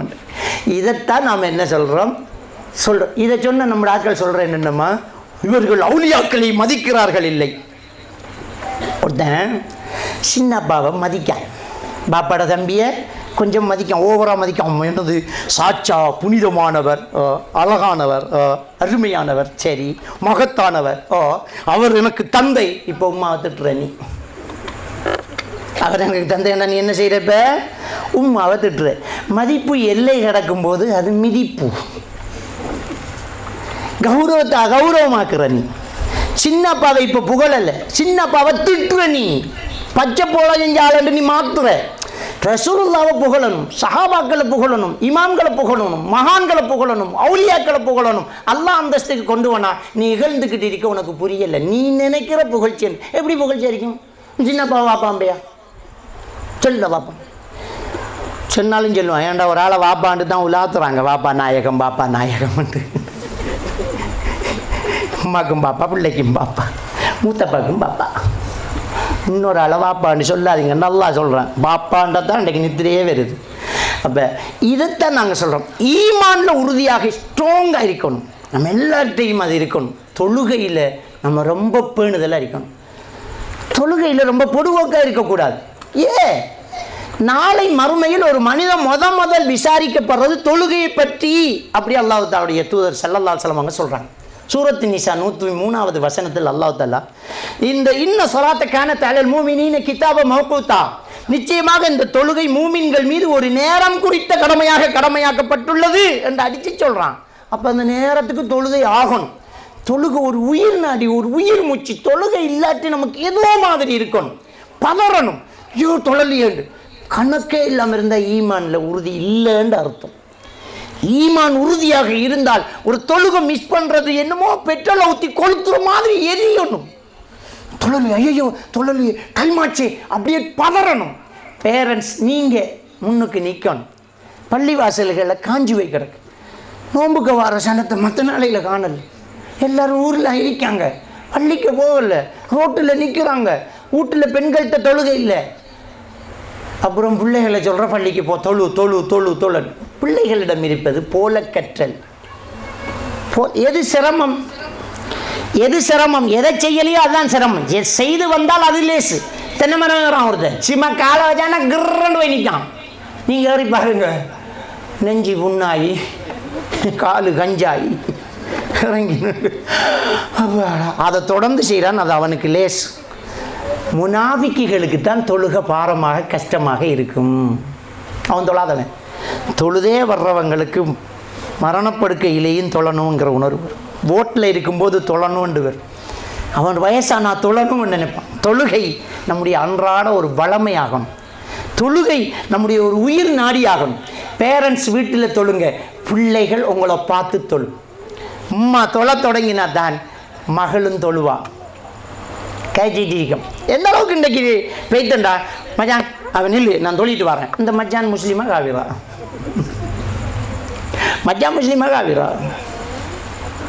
ஒரு வீட்டுக்கு போனால் உங்களோட வைஃபை பாஸ்வேர்டை கொஞ்சம் தாங்கலை நண்டு கேட்குற ஆளுகளை தவிர உங்களோட முசல்லாவை கொஞ்சம் தாங்கலை நண்டு கேட்குற ஆளை காணல. காருக்குள்ளே ஏறினா பென்ட்ரைவில் புது பாட்டு கிடக்குது, டிக்கிக்குள்ளே முசல்லாவை காணல. அப்போ தொழுகைக்கு நம்ம ஒரு முக்கியத்துவம் கொடுக்கமில்லை. வீட்டுக்கு வந்த விருந்தாளிகளுக்கு நீங்கள் செய்யக்கூடிய ஒரு தாவா, அவங்க அப்படியே மாதிரி பேத்துக்கிட்டே இருப்பாங்க, நம்மளோட கழிச்சிட்டே இருப்பாங்க. நாமளும் அன்றைக்கி தொழுகை விட்டுப்பட்டு இருக்கக்கூடாது. தொழுகை டைம் பெறும். ஐயோ நான் ஒரு முட்டாள், நீங்கள் தொழணும் இல்லை, தொழுகை நேரம் என்ன, நீங்கள் கேட்க வைக்கப்பட்டுட்டு இருப்பீங்க, வாங்க இதில் தொழுங்கன்னு சொல்லுங்க. தொழாதவளும் தொழுவாளிப்பேன். நீங்கள் செய்கிற தவா தான். 2 பேர் பேசிட்டு இருந்தால் வாடாத ஒழுவம்னு சொல்லுங்க, நில்லுடாத ஒழுவம்னு சொல்லாதீங்க. அதான் நல்ல நட்பு. அவனையும் கூட்டிக்கிட்டு சொர்க்கம் போகிறது தான் நல்ல நட்பு. அவனை உதச்சி நெருப்பில் தள்ளுறது நல்ல நட்பு இல்லை. பிள்ளைகள்கிட்ட தொழுதான்னு கேளுங்க. வகுப்புக்கு போனால் ஹோம்ஒர்க் செஞ்சையா, இங்கிலீஷ் எழுதினியா, நல்லா படிச்சியா, நல்லா பாட்டு படிச்சியா, இப்படி இருந்துச்சுன்றெல்லாம் கேட்குறோமே. தொழுதா மகன், இதை கேட்கணும். அதை கேட்டால் நம்ம நல்ல ஒரு கார்டியன், ஒரு பெற்றோர். அதை பற்றி நாளை மறுமையில் விசாரிக்கப்படுவார். குல்லுக்கும் ராயின் வ குல்லுக்கும் மசூலின் அன் ரஅய்யத்திஹி. நீங்கள் ஒவ்வொரு பொறுப்புதாரிகள், உங்கள் பொறுப்புகள் பற்றி நாளை மறுமையில் விசாரிக்கப்படுவீர்கள். பொறுப்பை நம்ம சரியாக செய்யணும். பிள்ளைகள் நமக்கு தந்த அமானிதங்கள். அல்லாஹ் நாளை மறுமையில் கேட்பான். பெத்தாம் வளர்த்தோம், ஜோத்தை கொடுத்தோம், நல்ல ஸ்கூலில் சேர்த்தோம், நல்ல ஜோப் எடுத்து கொடுத்தோம், முடுப்பெல்லாம் எடுத்து கொடுத்திக்கும், அவளுக்கு என்ன குறை, அவனுக்கு என்ன குறை, ஐ அப்படின்னு சொல்லுங்க. அதுதான் போல கொடுக்க வேண்டியதை கொடுக்கல, தேவையில்லாதையெல்லாம் கொடுத்திக்க. கோழி வளர்க்குற மாதிரி அதெங்கே வளர்த்து அதுவாக வளருது. அப்படி தான் பிள்ளைகள் இன்றைக்கு அதுவாக வளருது. மகன், டே நீ கடுமையாக லேட்டாகி வாராய், இந்த பூக்காண்டுக்கு கீழே துறப்ப வைக்க, நீ திறந்துக்கு வந்து படுமானு சொல்கிற பெற்றோரா இன்றைக்கு போய்த்து. அப்போல்லாம் அப்படி இல்லை. மகரிப்பு பட்டா உள்ளே நிற்கணும், இல்லாட்டி கால் வீங்கும் தம்பிக்கு. அடி என்றா செம்மாடி எஷாக்கு வந்ததுக்கு அடி விழும். இன்னொரு நாள் பிந்த மாட்டார். அவர் ரோட்டில் காய்ச்சி நிற்பார், கிரவுண்டில் ஓடிவா, இருட்டுமா பாப்பா வந்துடுவார், சொல்லாவே ரெண்டு ஓடி நாட்கள். நாங்கள் இப்போ உள்ள பிள்ளைகளோடாது 12 மணி ரோட்டில் 10 மணி வகுப்புக்கு போன பிள்ளைய காணலையா, எந்த 7வது பிள்ளை வகுப்பு போன பிள்ளைய காணல 10 மணி. அது லேட்டாக வரும், அப்படியே வச்சுக்கிட்டான் கூட்டிகிட்டு போகணும். பிள்ளைகள்ண்டா நம்மளோட கண்ணுக்கு இருக்கணும், ஆம்பளையோ பொம்பளையோ நம்மளோட கண்ணுக்கு இருக்கணும், நாம் கண்காணிக்கணும். இன்னைக்கு நம்மளோட பிள்ளை நல்லம், நம்மளோட பிள்ளை தங்கம், அதுவாக கெட்டு போகிறதில்ல. சந்தர்ப்ப சூழ்நிலைகள் தான் ஒரு ஆளை கெடுக்கிறது. வாய்ப்புகள் கிடைக்கும்போது, சந்தர்ப்பங்கள் கிடைக்கும்போது ஒரு ஆள் தவறு செய்ய, அடிப்படையில் எல்லாம் நல்லங்கள் தான். ஒரு ஆளை நம்ம நினைச்சிருக்க மாட்டோம், இந்த மனுஷனா ஐயோங்கிறான், அவனுக்கு அந்த சந்தர்ப்பம் கிடைச்சிருக்கு. ஒரு ஹதீஸ் உங்களுக்கு தெரியும், புகாரி கிரந்தத்தில் பதிவாக இருக்கக்கூடிய ஒரு ஹதீஸ். ஒருத்தர் 99 கொலை பண்ணியிருக்கார். எல்லாருக்கும் நல்லா தெரிஞ்ச ஹதீஸ். இந்த ஹதீஸை எப்படி பார்க்கணுங்கிறத விளங்கணும். 99 பேரை கொலை பண்ணினவனுக்கு மனசில் ஒரு வருடல், என்னடா இது கொலைக்கு மேலே கொலை பண்ணிட்டோமே அப்படின்ட்டு ஒரு ஆளுக்கிட்ட போகிறார். அவர் ஒரு ஆபித், ஒரு வணக்கவாளி, மார்க்க அறிவு உள்ளவர், ஆலிம். அறிவுகள் குறைந்தாலும் வணங்கிக்கிட்டே இருக்கிறவர் ஆபித். ஆபிதுக்கு சில நேரம் சட்டங்கள் தெரியாமல் இருக்கும். அவர் உள்ள அப்படியே தியானத்தில் இருப்பார். வணங்கிட்டா ருக்குவில் குர்ஆன் ஓதலாமா? வணக்கவாளி என்னைவான் ருக்குவிலையும் பாத்தியா ஓதுவான், ஆயத்து குறித்து ஒதுக்கி நிற்பான். மார்க்க அறிஞர் ருக்குவில் குர்ஆன் ஓதுறது ஹராம்னு தெரியும். ருக்குவில் குர்ஆன் ஓதுறது ஹராம்னு தெரியும், அவன் செய்ய மாட்டான். அப்போ இவர் போய் ஒரு ஆபித்திட்ட கேட்க, ஐயா நான் 99 பேரை கொலை பண்ணியிருக்கேன், சில கொலை அவனுக்கு கண்ணு பெருசா போச்சு. ஐயோ, அவ்வளவு வணக்கவாளியா பக்தியா பாவத்தையே பார்க்காம வீட்டுக்குள்ளேயே இருந்த தியானத்திலே இருந்தவனுக்கு ஒரு ஆளை ஓங்கி அடித்தாலே மனசு பதறவனுக்கு 99 பேரை கொலை பண்ணன்னு சொன்னோடனே ஒன்னே எங்கெல்லாம் மன்னிக்க போறான்டா. 100 போச்சு, ஆள் காலி. மன்னிக்காட்டி இதையும் சேர்த்து மன்னிக்காம இருக்கட்டும்னு போட்டு விட்டான். திரும்பியும் எனக்கு மனது வருடுது, சின்னடா இது வந்து திரும்ப தேடி போனால் அது நல்ல வேலை ஒரு ஆலிமா போச்சு. அந்த ஆலிம் சாக்கிட்ட போகிறான், போய் ஐயா நான் 100 பேரை கொலை பண்ணிட்டேன், அல்லாஹ் என்ன மன்னிப்பானா? அவர் ஆலிமாச்சு, ஏன் மன்னிக்காம? அல்லாஹ் மன்னிப்பான். அல்லாஹ் எல்லா பாவத்தையும் மன்னிக்கலாம். இன்னல்லாஹ் வல் கஃபூரு ரஹீம். அல்லாஹ் மன்னிக்கிறத நீ மன்னிப்பு கேளு, அல்லாஹ் மன்னிப்பான். இப்போ இவனுக்கு ஆறுதலாக போச்சு. ஆனால் அந்த ஆலிம் இன்னொரு விஷயம் செய்தார், அதை நம்ம பயானில் நோட் பண்ணணும். என்ன சொன்னார் தெரியுமா? திருந்துறேன்னு முடிவு பண்ணிட்டேன், திருந்து, ஆனால் இடத்த மாற்று, சூழலை மாற்று. நீ 100 பேரை கொலை பண்ணிக்கண்டா சூழ்நிலை உன்னை மாற்றி இருக்கிறது, சந்தர்ப்பங்கள் உன்னை ஆட்டி இருக்கிறது. அந்த இடத்துல இருந்தால் திரும்பவும் நீ கொலை தான் பண்ணுவேன், உனக்கு அந்த சூழ்நிலை தான் உருவாகும். நான் ஒரு ஊர் சொல்லணும், அந்த ஊரில் போய் வசிப்பா, நல்லா இருப்பேன் நீ.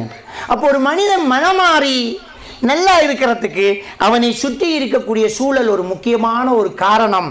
அந்த சூழலாக பெற்றோர்கள் முதலில் மாறணும்.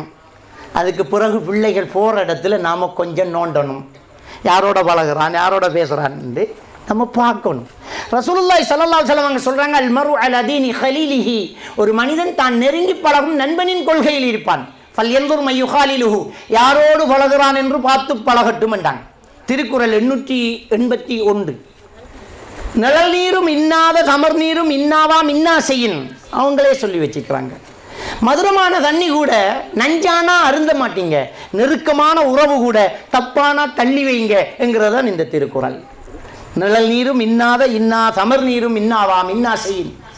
அப்போ நல்ல சூழல் இருக்கணும், நல்ல பாதுகாப்பு இருக்கணும். நமக்கு முதல் சூழல் நம்முடைய பிள்ளைகளுக்கு வாப்பா உம்மா, தாய்மடி தான் முதல் பள்ளிக்கூடம், வாப்பா தான் முதல் தோழன். அப்போ நம்ம தான் முதல் சூழல். நம்மக்கிட்ட இருக்கிறத பிள்ளை எடுத்துகிட்டு போகும். நாம் இது ஹராம், இது தப்பு, இது இப்படி பேசக்கூடாது, இந்த வார்த்தை பேசக்கூடாது என்று தான் பழக்கணும். நம்ம ஆட்கள் சொல்லுவாங்க, இந்த புள்ள கெட்ட வார்த்தை பேசுது. ஆறு சொன்ன கெட்ட வார்த்தை பேசுதுண்டு? சத்தியமாக கிடையாது. கேட்ட வார்த்தை தான் பேசும், கெட்ட வார்த்தை பேசாது.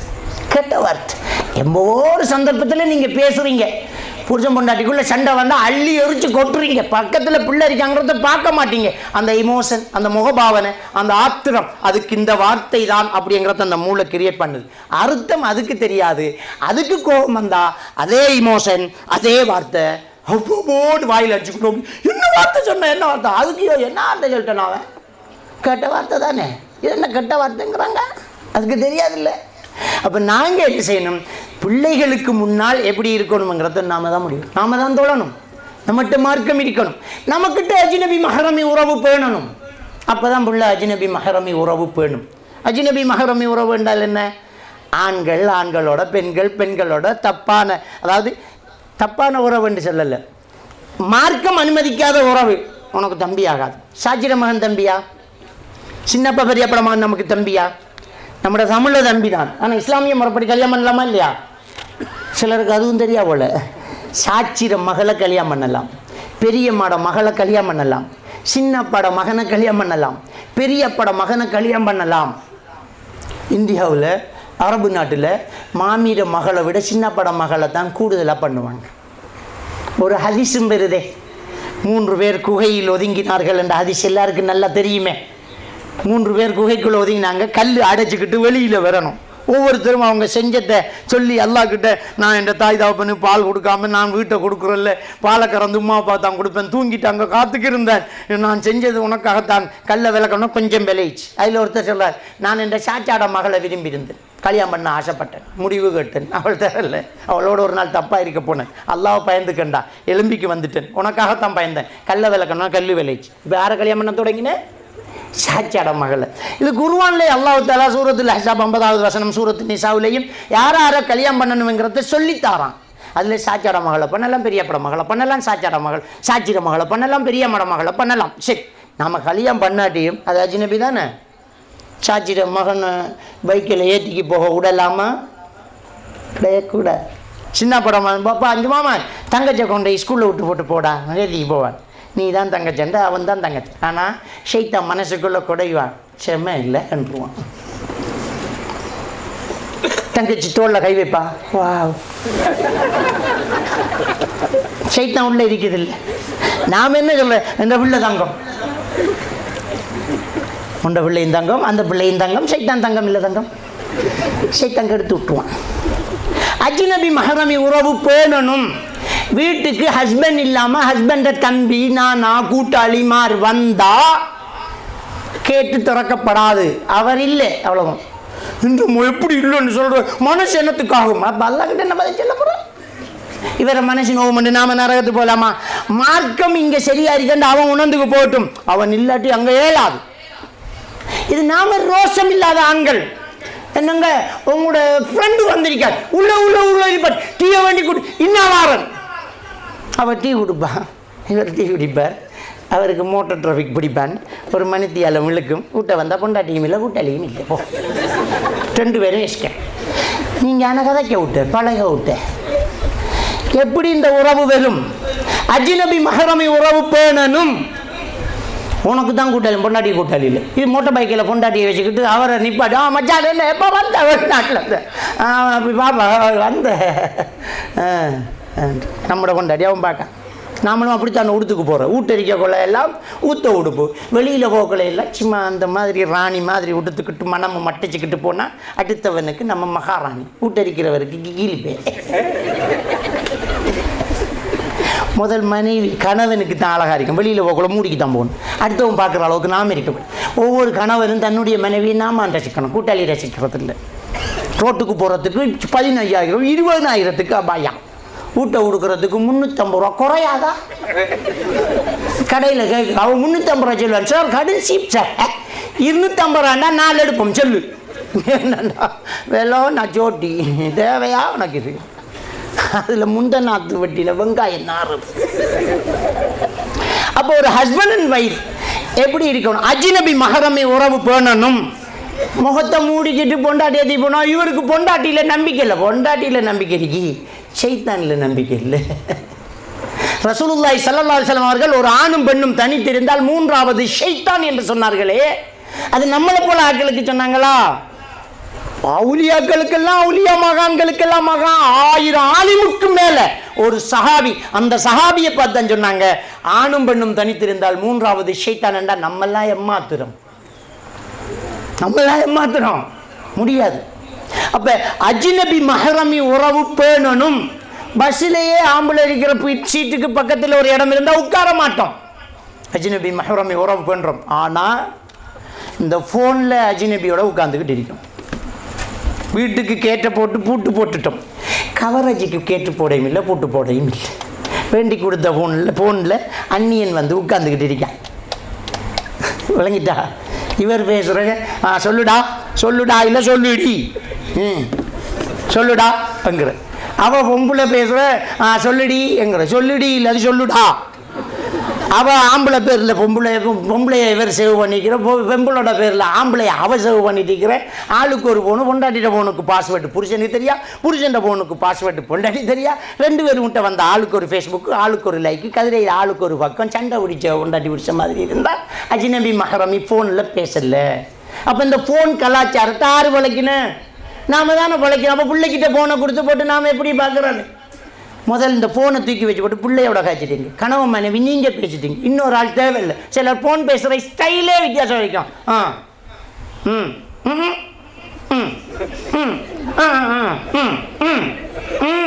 பொண்டாட்டி பக்கத்தில்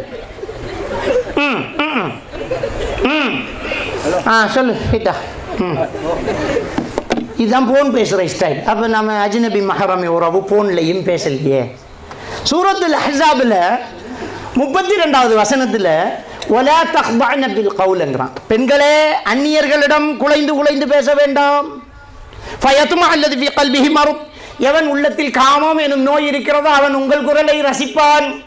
வகுல்ன கௌல மஅரூஃபா, நீங்கள் பேச வேண்டிய ஒரு சூழ்நிலை சந்தர்ப்பம் வந்தால் பேச வேண்டியதை கரெக்டாக தெளிவாக பேசிட்டு விடுங்க, அடுத்த பேச்சு வேணாம். அவர் இல்லை அவ்வளோ. நீங்கள் யார்? உனக்கு என்னத்துக்கு ஹஜி அறிக்கிறா? இல்லை இல்லைன்னா கட் பண்ணிடும். நீங்கள் யார்? எங்கேருந்து பேசுகிறீங்க?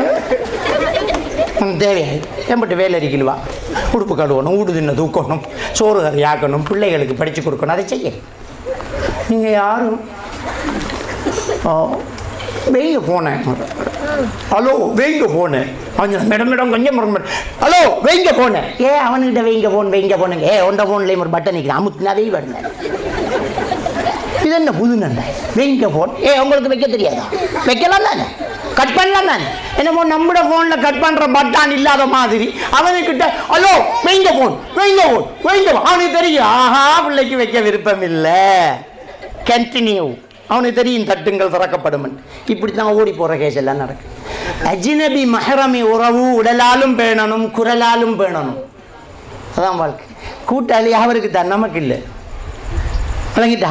டீயை குஷினிக்க வச்சே முடிச்சு விட்றணும். அவர் வந்து வேண்டி கொண்டே கொடுக்கணும். நீங்களே கொண்டு போய் குனிந்து கொடுக்க, நிமிந்து எடுக்க, அப்புறம் அவங்கள வைஃப் நல்லா இருக்காவான்னு கேட்க, அதை ஃபோன் பண்ணி கேட்காங்க. நம்மளோட உறவு நம்மளோட வைக்கணும். அஜ்னபி மஹரமி உறவு பேணும். பெண்கள் சைட்டில் பெண்கள், ஆண்கள் சைட்டில் ஆண்கள். அது ஸ்கூலில் ஒரு பொடியை தேடி வருவான், பாத்திமா இருக்காவா? என்னவாப்பா, நான் நேற்று ஸ்கூலுக்கு போகல, கொஞ்சம் கொப்பியை மெட்ஸ் பாட கொப்பியை கொஞ்சம் உள்ளே உங்களோட வகுப்பு பொடியை மந்திக்கோங்க, கொப்பியை கொண்டே கொடுங்க. அந்த தம்பிக்கிட்ட கேட்கணும், ஏன் பாப்பா அந்த ஸ்கூலில் இவ மட்டும்தான் பிள்ளை, ஆம்பளை பிள்ளை இல்லையாமண்ணே? அந்த ஸ்கூலில் வேறு ஆம்பளை பிள்ளை இல்லையா என்று கேட்க தெரியாதா? நமக்கு இல்லையா இதுக்குள்ள? நமக்கு அவன் வேண்டிக்கு போவான், 100 தாள் கொப்பியை வேண்டிக்கு போவான், 101 தாள் கொப்பியாக திரும்பி வரும். கொப்பிக்கு ஒரு கால் முளைக்கும். பழக பழக நம்மளோட பிள்ளைக்கு ஒரு கால் முளைக்கும். கேள்விப்பட்ட மாப்பிள்ளைக்கு ஒரு வால் முளைக்கும். வெளுத்து வாங்குவான். அப்போ இதான் நடந்துக்கிட்டு இருக்கு. அப்போ அஜ்னபி மஹரமி உறவு பேணணும். இதை நம்ம மார்க்கத்தில் கரெக்டாக இருக்கணும். அப்போ தொழுகையில் பேணுதல், இஸ்லாத்தில் உறுதி, ஈமான் உறுதி, மார்க்க சடங்குல சரி. அதே நேரம் அஜ்னபி மஹரமி உறவு நாம் பேணணும். ஃபோன் கலாச்சாரத்தில் ஒரு லிமிட்டை கொண்டு வரணும். எதுக்கு ஃபோன்? இன்றைக்கு ஃபோன் பாவித்து மனநோயாளிகளாக எவ்வளோ பேர் மாறிட்டாங்க. பிள்ளைகள் மனநோயாளியாக இருக்குது தெரியுமா? நமக்கு ஒரு பிள்ளை ஃபோன் கேட்குது, ஃபோனை கொடுக்குறோம். இல்லை மகன் ஃபோனுண்டா சரி மாண்டு போனான்டா, அவன் இன்னும் மனநோயாளி ஆகலை. சில நேரம் தாமா இல்லை புத்தகத்தை படி, ஃபோன் இல்லை அப்படின்டா விட்டு போட்டு வேலை பார்க்குற பிள்ளை இன்னும் மனநோயாளி ஆகலை. அதில் மூளையில் டோபமைன் ஹோமோன் சுரக்கல்ல, இப்போ நியூட்ரலாக இருக்குது. பிள்ளைக்கு ஃபோனால் மென்டல் இல்னஸ் வந்துட்டா இல்லையான்னு டெஸ்ட் வைக்கிற முறை ஒன்று இருக்கு. என்ன, ஃபோன் இல்லைன்னு நீங்கள் சொன்னால் அவன் அப்படியே மாறி அப்படின்னு அடிக்கானுண்டா, பைத்தியம் முத்திட்டா. வாப்பாண்டா மரியாதையாக இருந்த பிள்ளை வாப்பா கிட்ட எனக்கு ஃபோன் தரணும் இல்லாட்டி என்ன மையத்து தான் கிடைக்குமெண்டா, பிள்ளைக்கு பைத்தியம் முத்திட்டா. கண்ணாடியோட இது ஜன்னல் பறக்குது, மேச தூளாகுது, கிளாஸு தெறிக்குது அப்படின்டா, பிள்ளைக்கு பைத்தியம் முத்திட்டா. நான் சொல்கிறது மனசு நோக்கக்கூடாது உங்களுக்கு. வல்லாஹி மனநோயாளி ஆயிட்டார், மனநோயாளி. அதில் இந்த ஃப்ரீ ஃபயர் பப்ஜி, சுப்ஹானல்லாஹ் சுப்ஹானல்லாஹ், இந்த ஃப்ரீ ஃபயர் பப்ஜி விளையாட்டு. புருஷன் வேலைக்கு போகிற, பொண்டாட்டி சும்மா இருக்கிற, பப்ஜி விளையாடட்டா கேட்டீங்க, இவர் விட்டுட்ட பப்ஜி விளையாடி இருக்கா. இந்தியாவிலிருந்து ஒரு ஹிந்து பையனோட பப்ஜியில் ஜாயிண்ட் கை இன்னொரு 4 பேர் சேர்ந்து தானே விளையாடுறது. நீ அவனை சுடு, நான் இவனை சுடுறேன், நீ அங்கே வா, நான் இஞ்சால வாரன்ட்டு கழிச்சு தானே விளையாடுறது. அதில் அவன் இஞ்சால வந்து சுட்டு விட்டான். இலங்கைக்கு வந்து கூட்டிக்கு ஓடிட்டான். மதம் மாறியே போய்த்தா. பப்ஜி படுத்தின பாடு அல்லாஹ் பாதுகாக்கணும். எந்த அளவுக்கு நிலைமை மோசமாயிட்டு இருக்கு. அப்போ இந்த ஃபோனால் வழி தவறி போகிறது, அஜ்னபி மஹரமின் போகிறது, மதம் மாறி போகிறது, மார்க்கத்தை விடுறது, இதெல்லாமே நடக்குது. அதில் இந்த கேமுக்கு எடிட் ஆகி, ஃபோனுக்கு எடிட் ஆனால் அந்த பிள்ளைகளுக்கு படிப்பு வராது, ஞாபக சக்தி இருக்காது. படிப்பு வராது, ஞாபக சக்தி இருக்காது. ஃபோனை கூடுதலாக பார்க்க அவங்களுக்கு இந்த பிரச்சனை ஸ்டார்ட் ஆகும். அடுத்தது உடலில் உணர்வுகள் கொன்றலாயும், பசிக்காது, தாகம் வராது. கொண்டை கொடுத்தா திம்பான், இல்லாட்டி இல்லை. கொண்டை கொடுத்தா திம்பான், இல்லாட்டி இல்லை. ஹாஸ்பிட்டலில் அட்மிட் பண்ணியிருக்க ஒரு ஒரு ஒரு ஓலவல் வெளியின ஒரு படி என்ன பாப்பாக்காரன் கால் பண்ணி, அல்லாக்காக கொஞ்சம் பாருங்க மோலே, வாங்க மோலே, உங்களுக்கு டிரான்ஸ்போர்ட் எல்லாம் தரோம், வாங்க மோலே. இப்போ போகாமல் விட்டா அவன் மௌத்தானா நம்மளை திட்டுவான், பேய்த்தண்ணான். அங்கே வேணா ஐசியூவில் இருக்கார். என்ன நடந்தேன்னு கேட்டேன். ரூமுக்கு நாத்தம் வந்துச்சான். அங்கே போய் பார்த்தா போட்டுக்கு இருந்த எல்லா ட்ரௌசர்லேயும் கக்கா. அவருக்கு அதாவது டொய்லெட் போகணுங்கிற உணர்வை மூளை கொடுக்கல, அதனால் எலும்பி போகலை, அது பாட்டுக்கு போகும். சாப்பாட்டை கொடுத்தா திம்பான், விட்டு வருவான். அவங்க அதுக்கு போகிறான் யோசிக்கிறாங்க, நிறைய கொடுத்தா அதை திங்கான், குறைய கொடுத்தா அதையும் திங்கான், இன்னொரு விஞ்ஞான் கேட்கான் இல்லை. அப்போ இவர் தொடர்ந்து ஃப்ரீ ஃபயர் விளையாடி இந்த மூளை உணர்வுகளை கடத்துகிற ஹைப்போதலம்ஸ். அந்த ஹைப்போதலம்ஸ் உணர்வை கொடுக்கல, அப்படியே மென்டல் இல்னஸுக்கு ஆளாகிறார். இப்போ ஃபோனை கையில் விட்டு பறிச்சிட்டாங்க, வெறும் கையால் எப்படி வந்துட்டு அவருக்கு இமேஜ் உருவாகுது. அதை சொல்கிறது விஷுவல் ஹலுசினேஷன். அவர் கையில் ஃபோன் இருக்கு. இப்போ டெலியூஷனில் அவர் விளையாடிட்டு இருக்கார், கச்சிட்டிக்கார். இந்த சேலன் பாயுது, இந்த மெஷினில் இருக்கார், அவர் கை ஃபோனில் இருக்குது. கொஞ்ச நாளையில் மௌத்தாயிட்டார். உங்களோட பகுதியில் ஒருத்தர் இந்த ஃப்ரீ ஃபயரோ அல்லது பப்ஜியோ விளையாடி கோமா ஸ்டேஜுக்கு போய்த்தார். சூசைட் பண்ண கேஸ் எல்லாம் இருக்குது. ஓலவெல் எழுதின ரிசல்ட்ஸ் வரத்துக்கு இடையில் ஃபோனை கிஃப்ட் கொடுத்துட்டார் அப்பா, ஒரு ஹிந்து பையன், ஏறாவூரில். காலையில் கதவை தட்டினா புள்ள திறக்கலை, ஓட்டக்கிளப்பி கட்டி பார்த்தான், தம்பி தோக்கில் தொங்குறான், கடிதம் எழுதி வச்சு. என்ன ஃப்ரீ ஃபயர் விளையாடி அவர் தோத்துட்டார். அவர் அதில் டெத் ஆகிட்டார், செத்துட்டார். செத்ததுனால அவர் உண்மையான லைஃப்பில் செத்ததாக அவர் ஃபீல் பண்ணி சூசைட் பண்ணுறார். ஒரு இமேஜ் உலகத்துக்கு போய்த்துருவாங்க, ஒரு இமேஜ் உலகத்துக்கு போகிறாங்க. அப்போ இந்த ஃபோன் பாவனை ஆபத்தானது. இந்த கொரோனா வந்ததுனால ஜூம் கிளாஸ் ஸ்கூல் பிள்ளைகளுக்கு ஃபோனை கொடுத்ததுனால நம்ம பெரிய பாதிப்பு. கொரோனா வந்தாலும் அவ்வளோ பாதிப்பு இருக்காது, அவ்வளோ பாதிப்புக்கு வந்து இன்றைக்கும் அந்த பாதிப்பு இருக்குது. தயவு செஞ்சு ஸ்கூலில் சொல்லுங்கள், எல்லா நடவடிக்கைகளையும் பேப்பரில் தந்துடுங்க சார், ஃபோனில் வேணாம், எங்கள்கிட்ட ஃபோன் இல்லை. சிலர் பாப்பா அம்மா ஆளுக்கு ஒரு ஃபோன், பிள்ளைக்கு படிக்கிறதுக்கு ஒரு ஃபோனை வேண்டி கொடுத்துட்டாங்க. என்ற பாப்பாட ஃபோனை பிள்ளைக்கிட்ட கொடுக்கணும், அவர் மாட்டிக்குவார். இப்படியான ஒரு சூழ்நிலை தயவு செஞ்சு ஃபோன் கலாச்சாரத்திலிருந்தும் அஜ்னபி மஹரமி பேன்றத்தில் இருந்தும் நம்மளை நாங்கள் என்ன செய்யணும், பாதுகாத்து கொள்ளணும். இது பெரிய முக்கியமான ஒரு விஷயம். அடுத்த ஒரு விஷயம், இன்றைக்கு இருக்கக்கூடிய மிகப்பெரிய ஒரு ஆபத்தான ஒரு கலாச்சாரம் தான் போதை வஸ்து பாவனை. எந்த சந்து பந்துலையெல்லாம் அது வந்திருக்குது. இது இஸ்லாமிய மார்க்கம் அழகாக தடுத்த ஒரு விஷயம். சூரத்துல் மாயிதா 90வது வசனம் 91வது வசனம், இந்த போதை வஸ்தை விட்டுடுங்க, வச்சு தனி பூஹூ, அதை விட்டு விடுங்கள் அப்படின்னு அல்லாஹ் தஆலா சூரத்து மாயிதாவில் 90வது வசனத்தில் அதை தடுக்கிறான். சஹாபாக்கள் விட்டாங்க.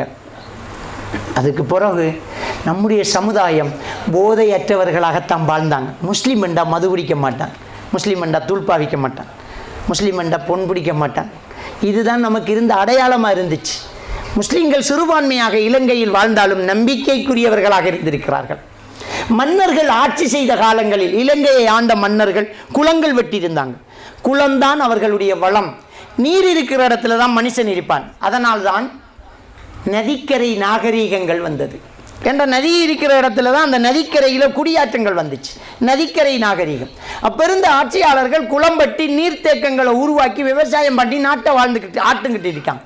அப்போ இலங்கையில் மன்னர்கள் வாழ்ந்த எந்த பகுதி எடுத்தாலும் அங்கே குளம் வெட்டப்பட்டிருக்கும். அந்த குளக்கரை ஓரங்களில் இருப்பது முஸ்லிம் கிராமமாக இருக்கும். அந்த அணைக்கட்டு தகர்க்கப்பட்டால் ஆட்சி கவுளும். எனவே அணைக்கட்டின் அருகில் அமர்த்தப்படுபவர்கள் நம்பிக்கைக்குரியவர்களாக இருக்க வேண்டும் என்பது அன்று இருந்த மன்னர்களின் யுக்தி. அதனால் தான் முஸ்லிம்களை வாழ வைத்தார்கள் என்று வரலாறு சொல்லுது.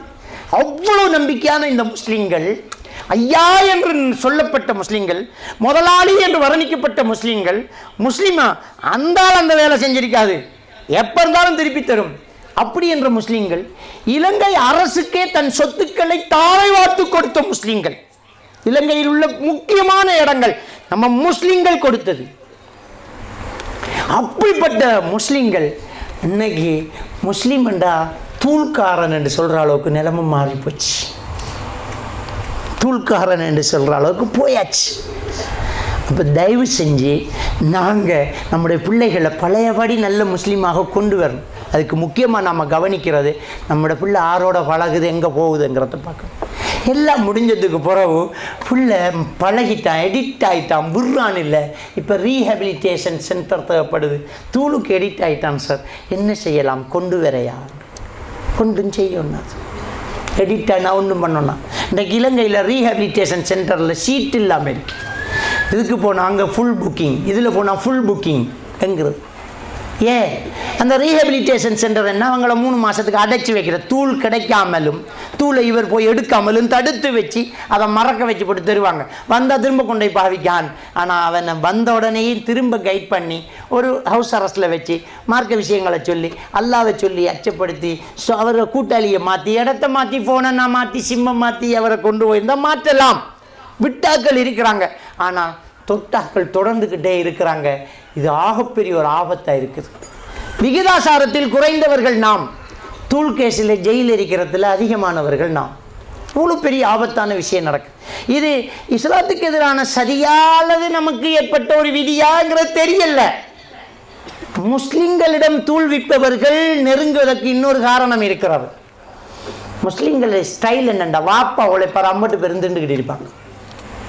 மற்றவங்களுடைய ஸ்டைல் உம்மாவும் வேலைக்கு போகிற, பாப்பாவும் வேலைக்கு போகிற, பிள்ளையும் வேலைக்கு போகிற, கடைசியில் நெத்தலி கருவாடும் பருப்புந்தான். நம்ம குடும்பத்தில் ஒருத்தன் உழைப்பான், வீடு கட்டுவான், பிள்ளையை படிப்பிப்பான், உடுப்பு பண்ணி கொடுப்பான், வாகனம் பண்ணுவான், எல்லாம் செய்வான். அப்போ இந்த பிள்ளைகளை பிடிச்சா எப்படியும் திரும்ப திரும்ப தூள் வேண்டுவார். காசு கறக்கிற இடம், காசு கறக்கிற இடம், கறவை மாடு என்று அவன் விளங்கிட்டான தெரியா. முஸ்லீம் பிள்ளைகளை பிடிக்கான். எப்படி பிடிக்கானண்டா, 3-4 தடவை ஃப்ரீயாக கொடுத்தா 5ஆவது தடவை எல்லாத்துக்கும் சேர்த்து காசு எடுப்பாங்க. ஒரு ஸ்டூடெண்ட்டை கொண்டு வந்தாங்க, போதை வஸ்து பாவனையால். அவர்கிட்ட நான் கேட்டேன், காசு இல்லாட்டி என்னடா செய்வேன்? காசுக்கு என்னடா செய்வேன்னா, அங்கே அந்திட பேசி, அங்குள்ள பேசி, பாப்பாட பேசி, உமாட பேசி, வகுப்புக்கண்டு காசு கேட்பான். நான் எப்படா கேட்பாயண்ட? மெச்சுக்கு 500 ரூபா, கணிதத்துக்கு 500 ரூபாண்டா, பாப்பாக்கு இங்கிலீஷ் சரியா தூக்கி கொடுத்துருவார். 2-3 வாடம் தான். மெச்சுக்கு 500 ரூபா, கணிதத்துக்கு 500 ரூபா. அதனோட கணக்கை படிக்கான் பிள்ளைன்னு கொடுத்துருவார். அதை கொண்டே தூள் வண்டி அடிப்பான். காசு இல்லாட்டி என்னடா செய்வேன்? அதுக்கு ஒரு முறை இருக்கின்றான். என்னடா முறை? 5 பேர் ஆள் பிடிச்சி கொடுத்தா 1 ஃப்ரீ. அந்த 5 பேர் தான் நம்மளோட பிள்ளைகள். அவன் வசூல் பண்ணுறான், நம்மளோட தான் வசூல் பண்ணுறான். யாரை வசூல் பண்ணுவான் தெரியுமா? சொந்த ராத்தட மகனையும் வசூல் பண்ணுவான், சொந்த தம்பியையும் வசூல் பண்ணுவான். எப்படி வசூல் பண்ணுவான்? அவனுக்கு தேவை தூள் அடிச்சே ஆகணும். இந்த பிஸ்னஸ் ஸ்டடி படித்து போட்டு இந்த பொருள் விற்று வராங்களே, இந்த வீடு வீடாக டையை கட்டிக்கிட்டு கோட்டு போட்டுக்கிட்டு மப்பரு அது இது வக்கியூ மரெல்லாம் எடுத்துக்கிட்டு விற்று வராங்களே, அவங்களுக்கு ட்ரைனிங். அதாவது நுகர்வர்களிடம் எப்படியாவது கதைச்சி இதை விற்கிறதுக்கு உனக்கு எவ்வளோ நாள் எடுக்குதுங்கிறத அவன் பார்க்குறான். எப்படியாவது சார் மேடம், இது வந்து சைனாவில் தயாரிக்கப்பட்டது, ரொம்ப குவாலிட்டியானது, இது வந்து இவ்வளவுக்கு கேரண்டி உள்ளது, நாங்கள் என்ன பிள்ளை இருந்தாலும் நாங்கள் திருப்பி எடுப்போம் சார், இதில் வந்து உங்களுக்கு ரொம்ப இருக்குது. இப்படியே கதைச்சி தலையை கழுவி இந்த புள்ள தேவையில்ல வேறு வழி இல்லாமல் வேண்டும். அவன் செய்கிறானா இல்லையா? அதை விட அப்பம் மேலே இந்த தூள் விற்கிறவன் செய்வான். எப்படி என்னம்மா 5 பேருக்கு வேண்டி கொடுத்தா தான் இன்றைக்கு தூள் அடிக்கலாம், ஆற பிடிக்கிற ஒருத்தனை பிடிச்சி கதைச்சி, டே சொர்க்கத்தை கண்டிருக்கியா? இல்லை. அடித்தா தெரியும். அந்தரத்தில் பறந்திருக்கியா? இல்லை. அடித்தா பறக்கலாம். சுவரில் நடந்திருக்கியா? அடித்தா அப்படியே அதை அடித்த ஒன்று காட்சி ஒன்று வெறும் சுப்ஹானல்லாஹ், அதுக்கும் சுப்ஹானல்லாஹ். என்ற வாழ்க்கையிலேயே நான் காணாத அழகு எல்லாம் அப்படியே மாறி மாறி வருண்டாடா, என்னை கொண்டு வேண்டி தாடா உண்ட கதை கேட்கொண்டாடான்னு அடிச்சிடுவான். மறாவர் எடிட். அப்போ இப்படித்தான் இந்த தூள்பாவனைகள் பழகுது. எனக்கிட்ட ஒரு பேரண்ட்ஸ் வராங்க, சார் பாத்ரூம் போய் கதவை சாத்திட்டு திரும்பி பார்க்குறேன் சார், கொமட்ட காணல. பொடியன் தூள்பாவனை அதை கவட்டி கொண்டு வித்திருக்கான். அவனுக்கு காசு தேவை. ஊட்ட கொமட்டு இல்லை, கேட்டின் இல்லை, தேங்காய் போத்தல் இல்லை, அரிசி பேக்கு இல்லை. உமா சொல்றா கேஸ் சிலிண்டர் இல்லை, கேஸ் அடுப்பு இல்லை சார். இப்போ பாத்ரூமுக்கு பக்கத்தில் இருக்கிற பள்ளி வாசல் தான். வல்லாஹி இது சிரிக்கிறது சொல்லலை, அந்த அளவுக்கு இது எடிட் கொலை செய்வான். வெடிகளவில் ஒரு மாற்று மத சகோதரன் தூள்பாவனைக்கு அலிமாரியில் சீட்டு காசி வந்துட்டு அம்மா கிட்ட கேட்குறான், இல்லைன்றதுக்கு ஒரு குத்து, தடுக்க வந்த தங்கச்சிக்கு ஒரு குத்து, 2 பேரை மேடர் பண்ணிட்டு தூள் அடிச்சுட்டு வரான். பேப்பரில் வந்த நியூஸ். ஏன்னா அந்த தேவை வந்தால் பெத்த தாயும் தெரியாது, செத்த நாயும் தெரியாது. போயாச்சு. அந்த அளவுக்கு ஆபத்தானது இந்த போதை வஸ்து பாவனை. அப்போ இந்த போதை வஸ்து பாவனை நம்மளோட பிள்ளைகள்கிட்ட வராமல் இருக்கணும் என்றால் யாரோட பழகிறாருங்கிறத நம்ம பார்த்துக்கணும். ஏன் லேட் ஆகுங்கிறத பார்த்துக்கணும். எப்போவுமே மீன்கறி ஆக்கினா இறைச்சி கேட்குறவன், இறைச்சி ஆக்கினா ஒம்லெட் கேட்குறவன், 2 இருந்தால் தயிர் கேட்குறவன், எதை கொடுத்தாலும் திங்கானண்டா சந்தேகப்படுங்க. தூள்பாவிச்சவனுக்கு சண்டையே வராது. தலையாட்டி இந்த ஜோறு இல்லை தனியாக குடிச்சிட்டு படுக்காமனே சரி, கோபமே வராது. சிலருக்கு மாறி கோபம் வரும், தண்ணி குடிக்க மாட்டோம். அவரை ரூமுக்குள்ளே கண்ணாடி துண்டு கிடக்காண்டு பாருங்க, புது காசு உருட்டி கிடக்காண்டு பாருங்க, சிவங்கியம் கிடக்கு தாள் இல்லையாண்டு பாருங்க. இதெல்லாம் தூள்பாவிக்கிறவர்களுக்கான அடையாளங்கள். முடிச்சா சருக முடிச்சு கிடக்காண்டு பாருங்க. பிள்ளைகளை உடுப்புகளை கொஞ்சம் செக் பண்ணுங்க, பொக்கெட்டுகளுக்கு கொஞ்சம் கையோட்டி பிரட்டி பாருங்க, புத்தக பேக்கை கொஞ்சம் பாருங்க. ஒன்று தூள் பக்கெட் இருக்கும், இல்லாட்டி சின்ன ஃபோன் இருக்கும். பொம்பளை பிள்ளைகளுக்கு நீங்கள் ஃபோன் பண்ணி கொடுக்க தேவையில்லை, அவர் ஃபோன் பண்ணி கொடுப்பார். ரோட்டில் அந்த பொடியன் சார்ஜ் பண்ணுறல்ல, அடுத்த நாள் ஸ்கூலுக்கு போகல ஃபுல் சார்ஜ் பெட்டியை கொடுத்து போட்டு இந்த பெட்டியை வேண்டிக்கு போவான் பொடியன். தலைவாணிக்கும் கேட்காம கேச்சிக்கு படுக்காளுகள். உங்களுக்கு தெரியா? ஒரு பொடியன் ரோட்டில் 12 மணி போகிறோம் 10 மணி போகிறோம் ஃபோனில் பேசிட்டிக்காண்டா, அதுக்கு ஆன்சர் பண்ணுறது உள்ளுக்கு இருக்கிற நம்மளோட ஃபர்தா தான். தயவு செஞ்சு ஃபோன் இருக்காண்டு பாருங்கள், தூள் இருக்காண்டு பாருங்கள், பிள்ளைகள் எங்கே போகுதுன்னு பாருங்கள், பிள்ளைகளை பாருங்கள். இன்றைக்கி பிள்ளைகள் கெட்டு போகிறதுக்கு முக்கியமான காரணம் பார்க்க நேரம் இல்லாத பேரண்ட்ஸ். ஏனெண்டா இவங்களுக்கு பார்க்குறதுக்கு ஒரு சாமான் இருக்குது. இந்த ஃபோனை வேண்டுறது நாம் பாவிக்கத்தான். ஒரு 3 நாள் கணக்கை ஃபோன் உங்களை பாவிக்குது. அதனால தான் கக்குச்சிக்குள்ளேயும் ஹலோ சத்தம் கேட்குது. ஃபோன் நம்மளை பாவிக்குது. வீட்டுக்கு வந்து அவர் இருக்காரான்னு கேட்டால் இருங்க சாப்பிட்றாருண்டு தானே அந்த காலம் சொன்னோம். இப்போ வீட்டுக்கு வாரலை சொல்லுடா, சொல்லு சாப்பிட்டுக்கிட்டு இருக்க போலையும் நம்மளை வாட்டி வதைக்கிறது இந்த ஃபோன். அப்போ இந்த ஃபோன் ஒன்றை பாவிக்குது, ஃபோனை நீ பாவிக்கலை. இதுக்குள்ளே நாங்கள் ஃபோன் எடுக்கிறோம், நீங்கள் தூக்கலைன்னு சண்டை. ஏன் தூக்க? நான் எந்த வேலையில் நான் பார்க்கணும். உங்களோட ஃபோன் வந்து அட்டென்ட் பண்ணுறதுக்கு இப்படி அலர்ட் பண்ணிக்கணுமா? நான் எனக்கு பொண்டாட்டி இருக்கு, பிள்ளை இருக்கு, தொழில் இருக்கு, தொழுகை இருக்கு, நேரம் இருக்கு, உழைக்கணும். எந்த வேலை நான் பார்க்கணும். எத்தனை தரம் கோல் எடுத்து நீங்கள் தூக்கலை? தூக்க மாட்டேன். நான் எப்போ புரியா இருக்கணும் அப்போ நீ எடுத்திருந்தா தூக்குவேன். மிஸ் கோலை பார்த்து திருப்பி எடுக்கிறதுக்கு எனக்கு 2-3 கோல் வந்தால் தான் நான் திருப்பி எடுக்கலாம். 500 கோல் வந்தால் இன்னும் பாருங்க, வாட்ஸ்அப்பை நான் பகல் காட்டணுறா. ஐயா 6000 சொச்ச மெசேஜ் பார்க்காம இருக்கேன். ஏன்னா ஃபோனை நான் பாவிக்கணும். ஃபோன் என்ன பாவிக்கல? ஃபோனை சைலண்டில் வைங்க. வைஃபோட காய்ச்சிட்டு கூட ஃபோனை தயவு செஞ்சு சைலண்டில் வைங்க. இது அவன் வந்து என்னங்க எங்களை ட்ரிங்க் ட்ரிங்கணும் சொல்லு. 2வது தரம் என்னங்க எங்களை இன்னொரு கோல் வரும். 3வது தரம் அது வந்து உம்மாட்ட போய் எங்களை இன்னொரு கோல் வரும். இனி உன்னோட ஒன்றும் பேசலாம் பால் கதைக்கு புருஷன் நீ கேட்கணும் முடிவு எடுப்பாள். இப்போ அவளுக்கு கதைக்கிறதுக்கு ஒரு ஆள் தேவைப்படும். அதுதான் பிரச்சனை. நாம் கதைக்காட்டி ஒருத்தன் கதைப்பான். நாம் நெருங்கி இல்லாமல் இடவழி வச்சு அதுக்குள்ளே ஒரு சைத்தான் வந்து நுழைவான். அதான் ஒரு ஆணும் பெண்ணும் நினைச்சிருந்த மூன்றாவது சைத்தான் என்று மாறுறது வந்துடும். தயவு செஞ்சு இந்த ஃபோன் விஷயத்தில் ரொம்ப கவனமாக இருங்க, பிள்ளைகள் விஷயத்தில் ரொம்ப கவனமாக இருங்க. எங்கே போகிறான், ஏன் லேட்டு, என்ன நடக்குதுங்கிறத பாருங்கள். நல்ல சூழலை உருவாக்குங்க. இந்த பள்ளிக்கூடம், இந்த தெரு, இந்த கூட்டம் சரிதானாங்கிறத கொஞ்சம் யோசிங்க. ஏன்னா நம்முடைய லட்சியம், நம்முடைய எதிர்காலம் நம்முடைய பிள்ளைகள் தான். அவங்க தான் நம்முடைய வாழ்க்கை. பிள்ளைகளை கவனிக்கணும் என்றால் பேரண்ட்ஸ் இதை கொஞ்சம் கீழே வைங்க, கொஞ்சம் உட்கார வச்சு ஓது, கொஞ்சம் படி, அவங்களோட பேசிட்டு இருங்க, அவங்கள்ட்ட கொஞ்சம் டிஸ்கஸ் பண்ணுங்கள். வீட்டுக்கு வந்தால் வாப்பா அம்மா பிள்ளைகளை கூப்பிட்டு என்ன மகன் என்ன நடந்தது என்ன நடக்குது கொஞ்சம் காய்ச்சிக்கிட்டு இருங்க, மகளை கூப்பிட்டு காய்ச்சிட்டு இருங்க. நீங்கள் வந்தாலும் போனாலும் பிள்ளைக்கு ஒரு ரூம் நல்லா வீடு கட்டி ஆளுக்கு ஒரு ரூம் கொடுத்து, ஆளுக்கு ஒரு பெட்ரூம் கொடுத்து, ஆளுக்கு ஒரு ஏசி கொடுத்து, சும்மா ஹைஃபையாக விட்டு அதுக்கு தேவையானதெல்லாம் இறங்கிக்கிட்டு இருக்கும். நாம் கொடுத்த நெட்வொர்க்கில் எல்லாமே இறங்கும். அப்போ தயவு செஞ்சு நம்முடைய பிள்ளைகள் விஷயத்தில் நம்ம ரொம்ப கவனமாக இருக்கணும். அப்போ பிள்ளைகளுக்கு நாங்கள் மார்க்க அறிவை இறையச்சத்தை கொடுக்காம இதெல்லாம் செய்ய முடியாது. நீங்கள் ரீஹபிலிட்டேஷன் சென்டருக்கு கொண்டு போய் ஒரு கவுன்சிலர் கூட்டிக்கு வந்து ஒரு கிளாஸுக்கு அனுப்பி ஒரு இதெல்லாம் செஞ்சு பிள்ளைகளை திருத்தலாம்னு நினைக்கிறீங்களா?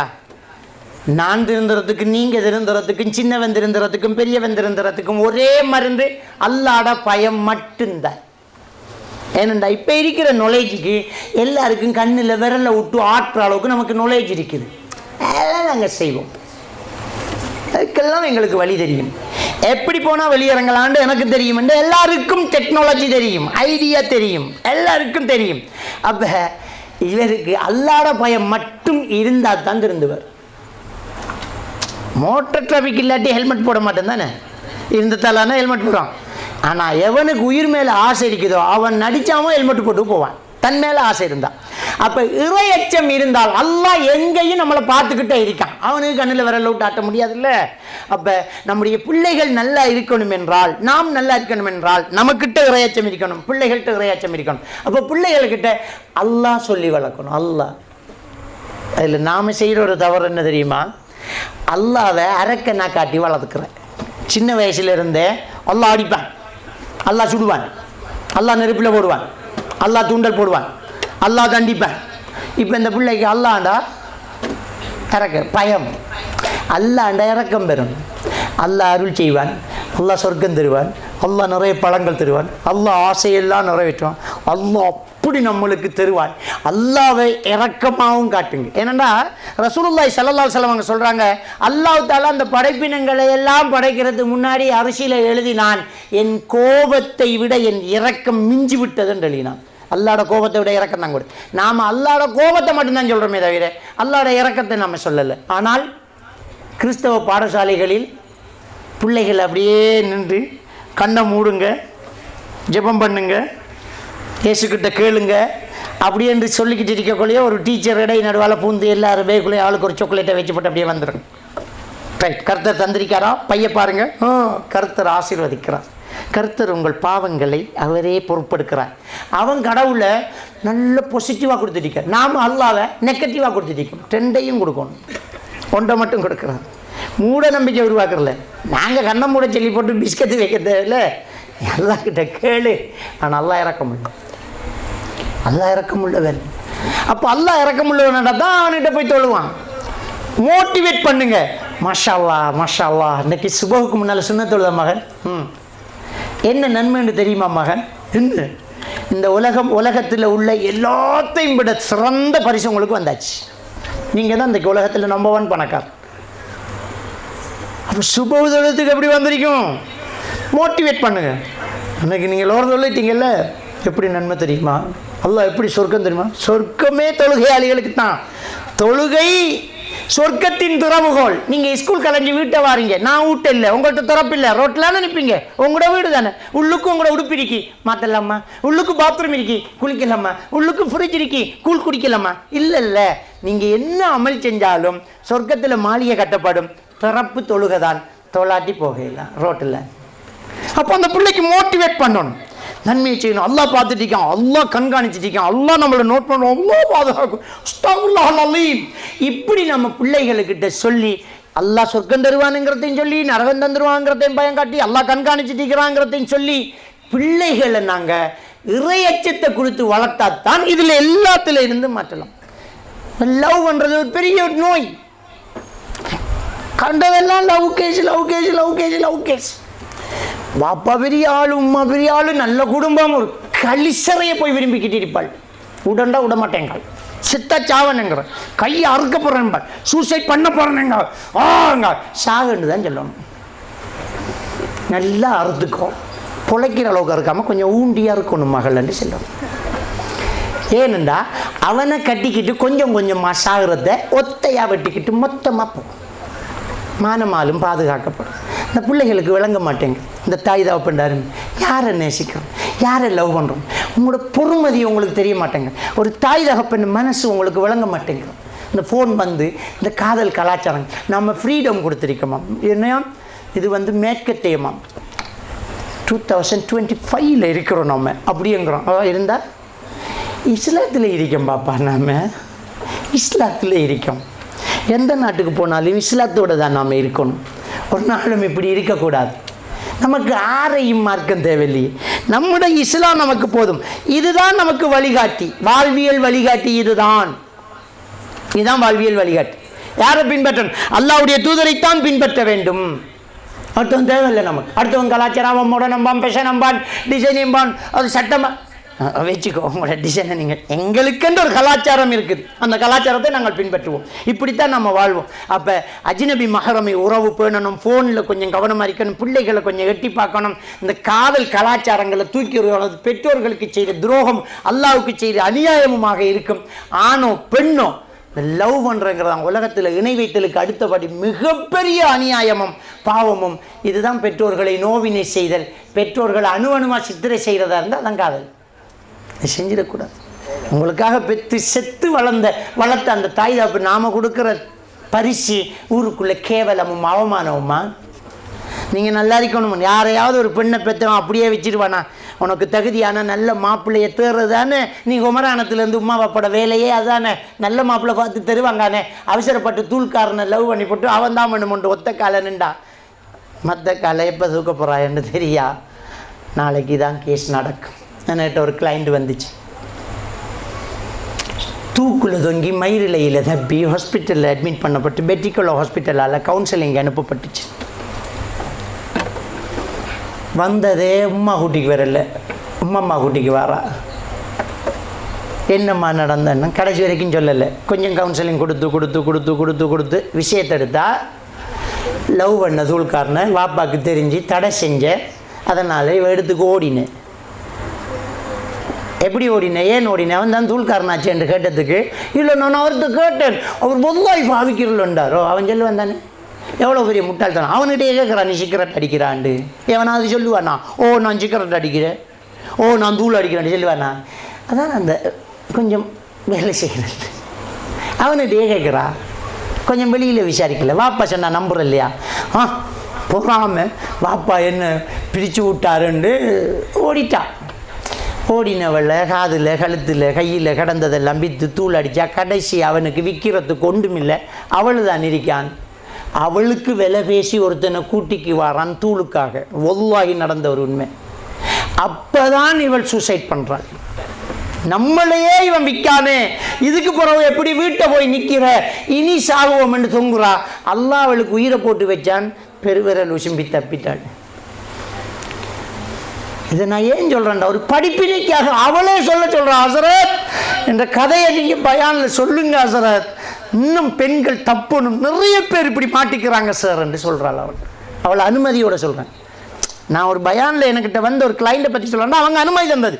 ஏன்னா ரகசியம் அடுத்தவர், அதுலேயும் நான் வேறு ஊரெல்லாம் சொல்லலை, சொல்லணும் படிப்பினைக்காக அவங்களே கேட்டுக்கிட்ட கேஸைத்தான் சொல்கிறேன். விளங்கிட்டா? தயவு செஞ்சு இந்த விஷயத்தில் ரொம்ப கவனமாக இருக்கணும். பேரண்ட்ஸ் நமக்கு நல்ல மாப்பிள்ளை பார்த்து தருவாங்க, அவங்க எல்லாத்தையும் பார்ப்பாங்க. நமக்கு மட்டும் மாப்பிள்ளையை தரோம். பேரண்ட்ஸ் உண்ட பிள்ளைகளுக்கு வாப்பாவும் தேடுவாங்க, உண்ட பிள்ளைகளுக்கு நல்ல வாப்பாவாண்டும் பார்ப்பாங்க. உண்ட பிள்ளைகளுக்கு இந்த மாப்பிள்ளோட உம்மா நல்ல வாப்பம்மாவான்னு தேடுவாங்க. உண்ட பிள்ளைகளுக்கு இந்த மாப்பிள்ளோட ராத்த தங்கச்சி நல்ல மாமியாண்டும் பார்க்குறாக்கள் தான் பேரண்ட்ஸ். அப்படியே பெரிய வட்டமாக தேடி ஒரு மாப்பிள்ளை தருவாங்க. அதுக்கடையில் அவசரப்பட்டு ஒரு தருதலைக்கு பின்னால் ஓடி போய் வாழ்க்கையை புதைச்சி சீரழித்து கற்பை இழந்து கையில் ஒரு ஒன்றுமில்லாமல் நடுத்தருவுக்கு வந்து நாசமாக போகிறத விட ஒரு பெற்றோர்கிட்ட உங்களோட பொறுப்பை கொடுங்க. உங்களுக்கு என்ன சிக்கல், உங்களுக்கு என்ன பிரச்சனை? நம்மளை ஆம்பளை பிள்ளைகளை படிக்க விட்டா படிக்கான என்னத்துக்கு பொம்பளை பிள்ளைகளுக்கு பின்னால் போகிறோம்? 3 பேர் ஒரு மோட்டர் பைக்கில் இதை வேண்டி கொடுக்குற ஒரு வாப்பா ரேஸ் ஓடி பைக்கில் ஆக்சிடென்ட் ஆகி எவ்வளவு பேர் மவுத்தாகுறாங்க. ஒரு மாதத்துக்கு 12 பேர் ஆக்சிடென்ட்டில் மோட்டர் பைக்கில் ஆக்சிடென்ட்டில் பொடியமார் மட்டும் போகிறாங்க. ஒரு மாதத்துக்கு 12. எவ்வளவு கண்ணீர் சிந்து அந்த தாய். கேடிஎம் பைக்கில் வேணும், அந்த பைக்கில் வேணும், இந்த பைக் வேணும், 15 லட்சத்தில் பைக்கில் வேணும் என்று வேண்டி கொடுத்துட்டு கபன் சிலையும் என்ற பெற்றோர்கள் விளங்குற இல்லையா? ஏன் பாப்பா போகணுமங்க, ஏன் பாப்பா லேட்டாக வரணுமங்க, ஏன் பாப்பா பள்ளிக்கு போக சொல்கிறாருங்கிறத விளங்கணும். நாம் நல்லா இருக்கணும். நமக்கு ஒரு எதிர்காலம் இருக்கு. நம்முடைய எதிர்காலத்தை நாம் தான் உருவாக்கி டிசைன் பண்ணி இமேஜை உருவாக்கி வாழும். நமக்கெல்லாம் ஒரு லட்சியம் இருக்கணும். அதில் முதல் லட்சியம் நல்ல ஒரு முஸ்லீமாக இருக்கணும். அதுக்கப்புறம் தான் டாக்டர், இன்ஜினியர், வியாபாரி எல்லாமே நல்ல ஒரு முஸ்லீமாக இருக்கணும். நாம் அல்லாஹ்க்கு மாறு செய்யக்கூடாது. 5 நேரம் தொழணும். போதை வஸ்து பாவிக்கவே கூடாது, காதலிக்கக்கூடாது. ஃபோன் நமக்கு தேவையில்லை. தேவையில்லாத அஜினபி மஹரமி உறவு இல்லை. அந்நிய ஆணிடம் நாம் பேசக்கூடாது, அந்நிய பெண்ணிடம் நாம் பேசக்கூடாது. நம்முடைய பார்வையை தாழ்த்த வேண்டும். அல்லாஹ்விடம் நாம் உரையாடுவோம், மார்க்கத்தோடு நாம் இருப்போம். நம்முடைய சூழல் மாறும். நம்முடைய வீட்டில் ஒரு ஒரு ஒரு சந்தோஷம் இருக்கும். அப்போ இதுக்கு முன்மாதிரியாக ஹஸ்பண்ட் அண்ட் ஒய்ஃப், நாம் மாப்பிள்ளை பொண்ணு, நம்ம வீட்டில் வாழ்ந்து காட்டணும். நாம் உரையாடணும். இந்த ஃபோனுக்கு கொஞ்சம் லீவு கொடுக்கணும். டிவியை தூக்கி மூடி வைக்கணும். குர்ஆன் ஓதுறது, புத்தகத்தை படிக்கிறது, பாடம் சொல்லி கொடுக்கறது, படிக்கிறது, நல்லது செய்கிறது, 4 விஷயத்தை ஷேர் பண்ணுறது, இப்படியான மார்க்க நிகழ்ச்சிகளில் கலந்து கொள்வது, ஜும்மாவுக்கு நேரத்தில் போகிறது, போகக்குள்ள பிள்ளைய கூட்டிகிட்டு போகிறது நம்மகிட்ட இருக்கணும். கடைசி ரக்காயத்துக்கு வந்து இக்காமத்துக்கு எழும்பி நிற்கிற ஜும்மாவில் நமக்கு எதுக்கு? நமக்கு செல்லுபடியா எல்லாம் செஞ்சுட்டு தொப்பியை தேடிக்கிட்டு 1.5 மணித்தால நிற்க ஜும்மா முடிச்சு. தொப்பி இல்லாட்டியும் போடாப்பா, முதல் போய் முன்சாஃபிலேருந்து என்ன சொல்கிறார் 2 கேளு. அப்படியே ஒரு ஆஜியார் நேரத்தோட வந்தார். 2 சந்தோஷப்பட்டு மிம்பரில் நின்று பார்த்தா பேனையும் தூணையும் பிடிச்சி ஆஜியார் தூக்கம் வந்துட்டார். நேரத்தோட 2 பயாம் பண்ணோம்னு பார்த்தா ஹபீபி தூக்கம். எழும்பி நின்று கிபிலா மாறி தக்பீர் கட்டினவன் எல்லாம் இருக்காங்க. அவ்வளவு தூக்கம். அப்போ தயவு செஞ்சு மார்க்க சூழலை உருவாக்கு. ஃபிக்ஹ் கிளாஸ்கள் நடக்கும், பெண்கள் பயான்கள் நடக்கும், மாணவன் நிகழ்ச்சிகள் நடக்கும், பள்ளியில் ஒரு கிளாஸ் நடக்கும். செய்யுங்க. தஜ்வீத் படிக்கணும். நமக்கு தஜ்வீத் தெரியாது. நாம் கொஞ்சம் பேர் சேர்ந்து, பெரியவங்க நாம் கொஞ்சம் பேர் சேர்ந்து, ஒரு மௌலவி இப்படி நாங்கள் கொஞ்சம் பேர் இருக்கோம், அப்போ எங்களுக்கு தஜ்வீத் சொல்லித்தாங்க கேளுங்க. அல்லாஹ் நம்ம தந்த குர்ஆனை நாம் வாசிக்கணும். நமக்கு தந்த கேட்கல அல்லாஹ்வோட குர்ஆன் தானே நம்ம வழிகாட்டு. வாழ்க்கையில் முழுசா குர்ஆனை தர்ஜிமாவை ஆயிடுச்சு முடிச்சிருக்கிறோமா? ஏம்பட்டு ஃபேஸ்புக்கு கேஸ் பார்த்துட்டோம், எத்தனை வாட்ஸ்அப்பில் எழுதிட்டோம், குர்ஆன் வாசிச்சு முடிக்கலையே. அப்போ ஆசை இல்லையா? அல்லாஹ் நமக்கு தந்த குர்ஆனை ஒரு தரம் பாய்ச்சி முடித்து பார்த்து என்ன இந்த குர்ஆனுக்குள்ளே இருக்கி எம்பட்டு விஷயம் இருக்குன்னு பார்க்குறோம் இல்லையா? பயானில் ஒரு குர்ஆன் வாசனம் சொல்லி ஒரு சம்பவம் சொல்ல கொள்ளுறா, என்ன இன்றைக்கு தான் கேள்விப்படுறேன்னுங்கிற அளவுக்கு நம்முடைய நிலைமை. அப்படி இருக்கக்கூடாது. குர்ஆனோட தொடர் வரீங்க, பள்ளிகளோட தொடர் வரீங்க, மார்க்க விஷயங்களை கேளுங்க, பயான் நிகழ்ச்சிகளுக்கு போங்க, டவுட்டுகளை விசாரிங்க, இஸ்லாத்தோட இருங்க, ஈமானோட இருங்க, அல்லாஹ் பயப்பங்க. மரணத்தை எப்பவும் எதிர்பார்த்துட்டு நாளைக்கு மௌத்தாகணும் நாமங்கிற எண்ணத்தோட நம்ம வாழ்ந்துக்கிட்டு இருந்தால் தான் மனசும் தூய்மையாக இருக்கும், உடலும் தூய்மையாக இருக்கும், மார்க்கமும் நல்லா இருக்கும், மக்களும் நல்லா இருப்பாங்க, ஊரும் நல்லா இருக்கும். எல்லாம் வல்ல அல்லாஹ் சுப்ஹானஹு வ தஆலா நம் அனைவரை ஈமானோடு வாழ வைத்து ஈமானோடு மரணிக்க செய்வானாக. வாஹிரு தஅவானா அல்ஹம்துலில்லாஹி ரப்பில் ஆலமீன்.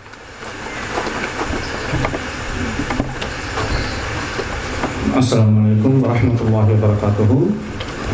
ஓரிரு நிமிடங்கள் இருந்து விட்டு செல்லுமாறு அன்போடு வேண்டிக் கொள்கின்றேன். உண்மையிலேயே தலைப்புக்கு ஏற்றவாறு அழகான சமூகம் சீர்பெறாமல் இருப்பதற்காகவே சீர்கெடாமல் இருப்பதற்காக வேண்டி சில வழிகாட்டல்களை குர்ஆன் ஹதீஸ் ரீதியாகவும் உளவியல் ரீதியாகவும் எங்களுக்கு தந்த அக்கறை 10லிருந்து வருகை தந்த மௌலவி அப்துல் ஹமீத் சரை அவர்களுக்கு மனமான நன்றிகளை எமது மஸ்ஜித் குபா நிர்வாகம் சார்பாகவும், தௌவா குழு சார்பாகவும், எமது ஊர் மக்கள் சார்பாகவும் நன்றியை நாங்கள் தெரிவித்துக் கொள்கின்றோம். அன்பார்ந்தவர்களே, அடுத்ததாக நாங்கள் எங்களுடைய ஈமானை புதுப்பித்துக் கொண்டே இருக்க வேண்டும், எங்களுடைய தக்குவாவை புதுப்பித்துக் கொண்டே இருக்க வேண்டும். நாங்கள் எப்படி ஃபோனுக்கு சார்ஜ் போடுறோமோ அதே போல் எங்களுடைய ஈமானை நாங்கள் சார்ஜ் போட வேண்டும். சார்ஜ் போடுகின்ற இடம் பள்ளி, அல்லாஹ்வுக்கு செய்கின்ற சுஜூத், அதே போல் இப்படியான பயான் நிகழ்ச்சிகள். இப்படியான பயான் நிகழ்ச்சிகள் வைக்கப்படுகின்ற பொழுது அல்லாஹ்வுக்காக வேண்டி கேட்கின்றேன், யாரும் தவறிவிடக் கூடாது. உண்மையிலேயே எமது ஏற்பாட்டு குழுவினால் மிக சந்தோஷமாக இருக்கின்றது. நாங்கள் எதிர்பார்த்ததை விட உங்களுடைய வருகை அதிகமாக இருக்கின்றது. இன்னும் பயான் நிகழ்ச்சிகள் இது போன்று வைக்கின்ற நேரத்தில் உண்மையிலேயே கேள்விக்குறியாக இருக்கின்றது, எப்படி நாங்கள் கண்ட்ரோல் பண்ணுவது என்று. அல்லாஹ் தஆலா உங்களுக்கு பரக்கத்தை தர வேண்டும். அதே போல் இன்ஷா அல்லாஹ் எங்களுடைய பள்ளியுடைய வேலையும் இன்னும் ஓரிரு வாரங்களில் ஆரம்பிக்க இருக்கின்றது. பிரமாண்டமாக இன்ஷா அல்லாஹ் கெட்ட இருக்கின்றோம். நீங்கள் பிரார்த்தனை செய்து கொள்ள வேண்டும். அதே போல எங்களுடைய பள்ளியில் ஒரு மாதத்தில் முதலாவது வாரமும் 3வது வாரமும் பெண்களுக்கான விசேட பயான் நிகழ்ச்சி ஒவ்வொரு வெள்ளிக்கிழமையும் அசர் தொழுகையை தொடர்ந்து நடக்கின்றது. அதிலும் கலந்து கொள்ளுங்கள். அதே போன்று பெரேராவில் அமைந்திருக்கின்ற மஸ்ஜித் ரியாது சாலிஹீனில் ஒரு மாதத்தில் 2வது வாரமும் 4வது வாரமும் பெண்களுக்கான தொடர் பயான் நிகழ்ச்சி சிறந்த உலமாக்களினால் தொடர்ந்து நடைபெற்றுக் கொண்டிருக்கின்றது. ஞாயிற்றுக்கிழமை ஒவ்வொரு வாரமும், அதாவது 2வது வாரமும் 4வது வாரமும் ஞாயிற்றுக்கிழமை அசர் தொழுகையை தொடர்ந்து விசேட பயான் நிகழ்ச்சி நடந்து கொண்டிருக்கின்றது. அதிலும் கட்டாயமாக கலந்து கொங்க. எங்களுடைய ஈமானை நாங்கள் புதுப்பித்துக் கொள்ள வேண்டும். எனவே இந்த நிகழ்ச்சிக்கு யாரெல்லாம் உதவினார்களோ, ஒத்தாசை செய்தார்களோ, அதேபோல் இந்த நிகழ்ச்சியில் பயன்பெற வேண்டும் என்று யாரெல்லாம் வந்து பயன்பெற்றார்களோ, ஆங்காங்கே வீடுகளில் இருந்து யாரெல்லாம் கேட்டுக்கொண்டிருந்தார்களோ அவர்களுக்கும் நன்றியை தெரிவித்துக் கொண்டு அல்லாஹு ரப்புல் ஆலமீன் எங்களுடைய வாழ்க்கையிலும் எங்களுடைய தொழிலிலும் அபிவிருத்தியை ஏற்படுத்த வேண்டும் என்று பிரார்த்தனை செய்தவனாக முடித்துக் கொள்கின்றேன். வஆஹிரு தஅவானா அல்ஹம்துலில்லாஹி ரப்பில் ஆலமீன். ஒரு பணிவான வேண்டுகோள், பெண்கள் சென்றதுக்கு பின்னால ஆண்கள் செல்லுமாறு வேண்டிக் கொள்கின்றேன். ஆண்கள் ஒரு பொறுப்பு புறமாக கொஞ்சம் வந்து நின்றுங்க. பெண்கள் போன பிறகு நீங்கள் போங்க. அல்லாஹு ரப்புல் ஆலமீன் வரக்கச் செய்வானாக. பெண்களும் அவசரமாக உங்களுடைய இடத்தை விட்டு நீங்கள் போங்க. சுப்ஹானக அல்லாஹும்ம வபிஹம்திக அஷ்ஹது அல்லா இலாஹா இல்லா அன்த அஸ்தக்ஃபிருக வ அத்தூபு இலைக்.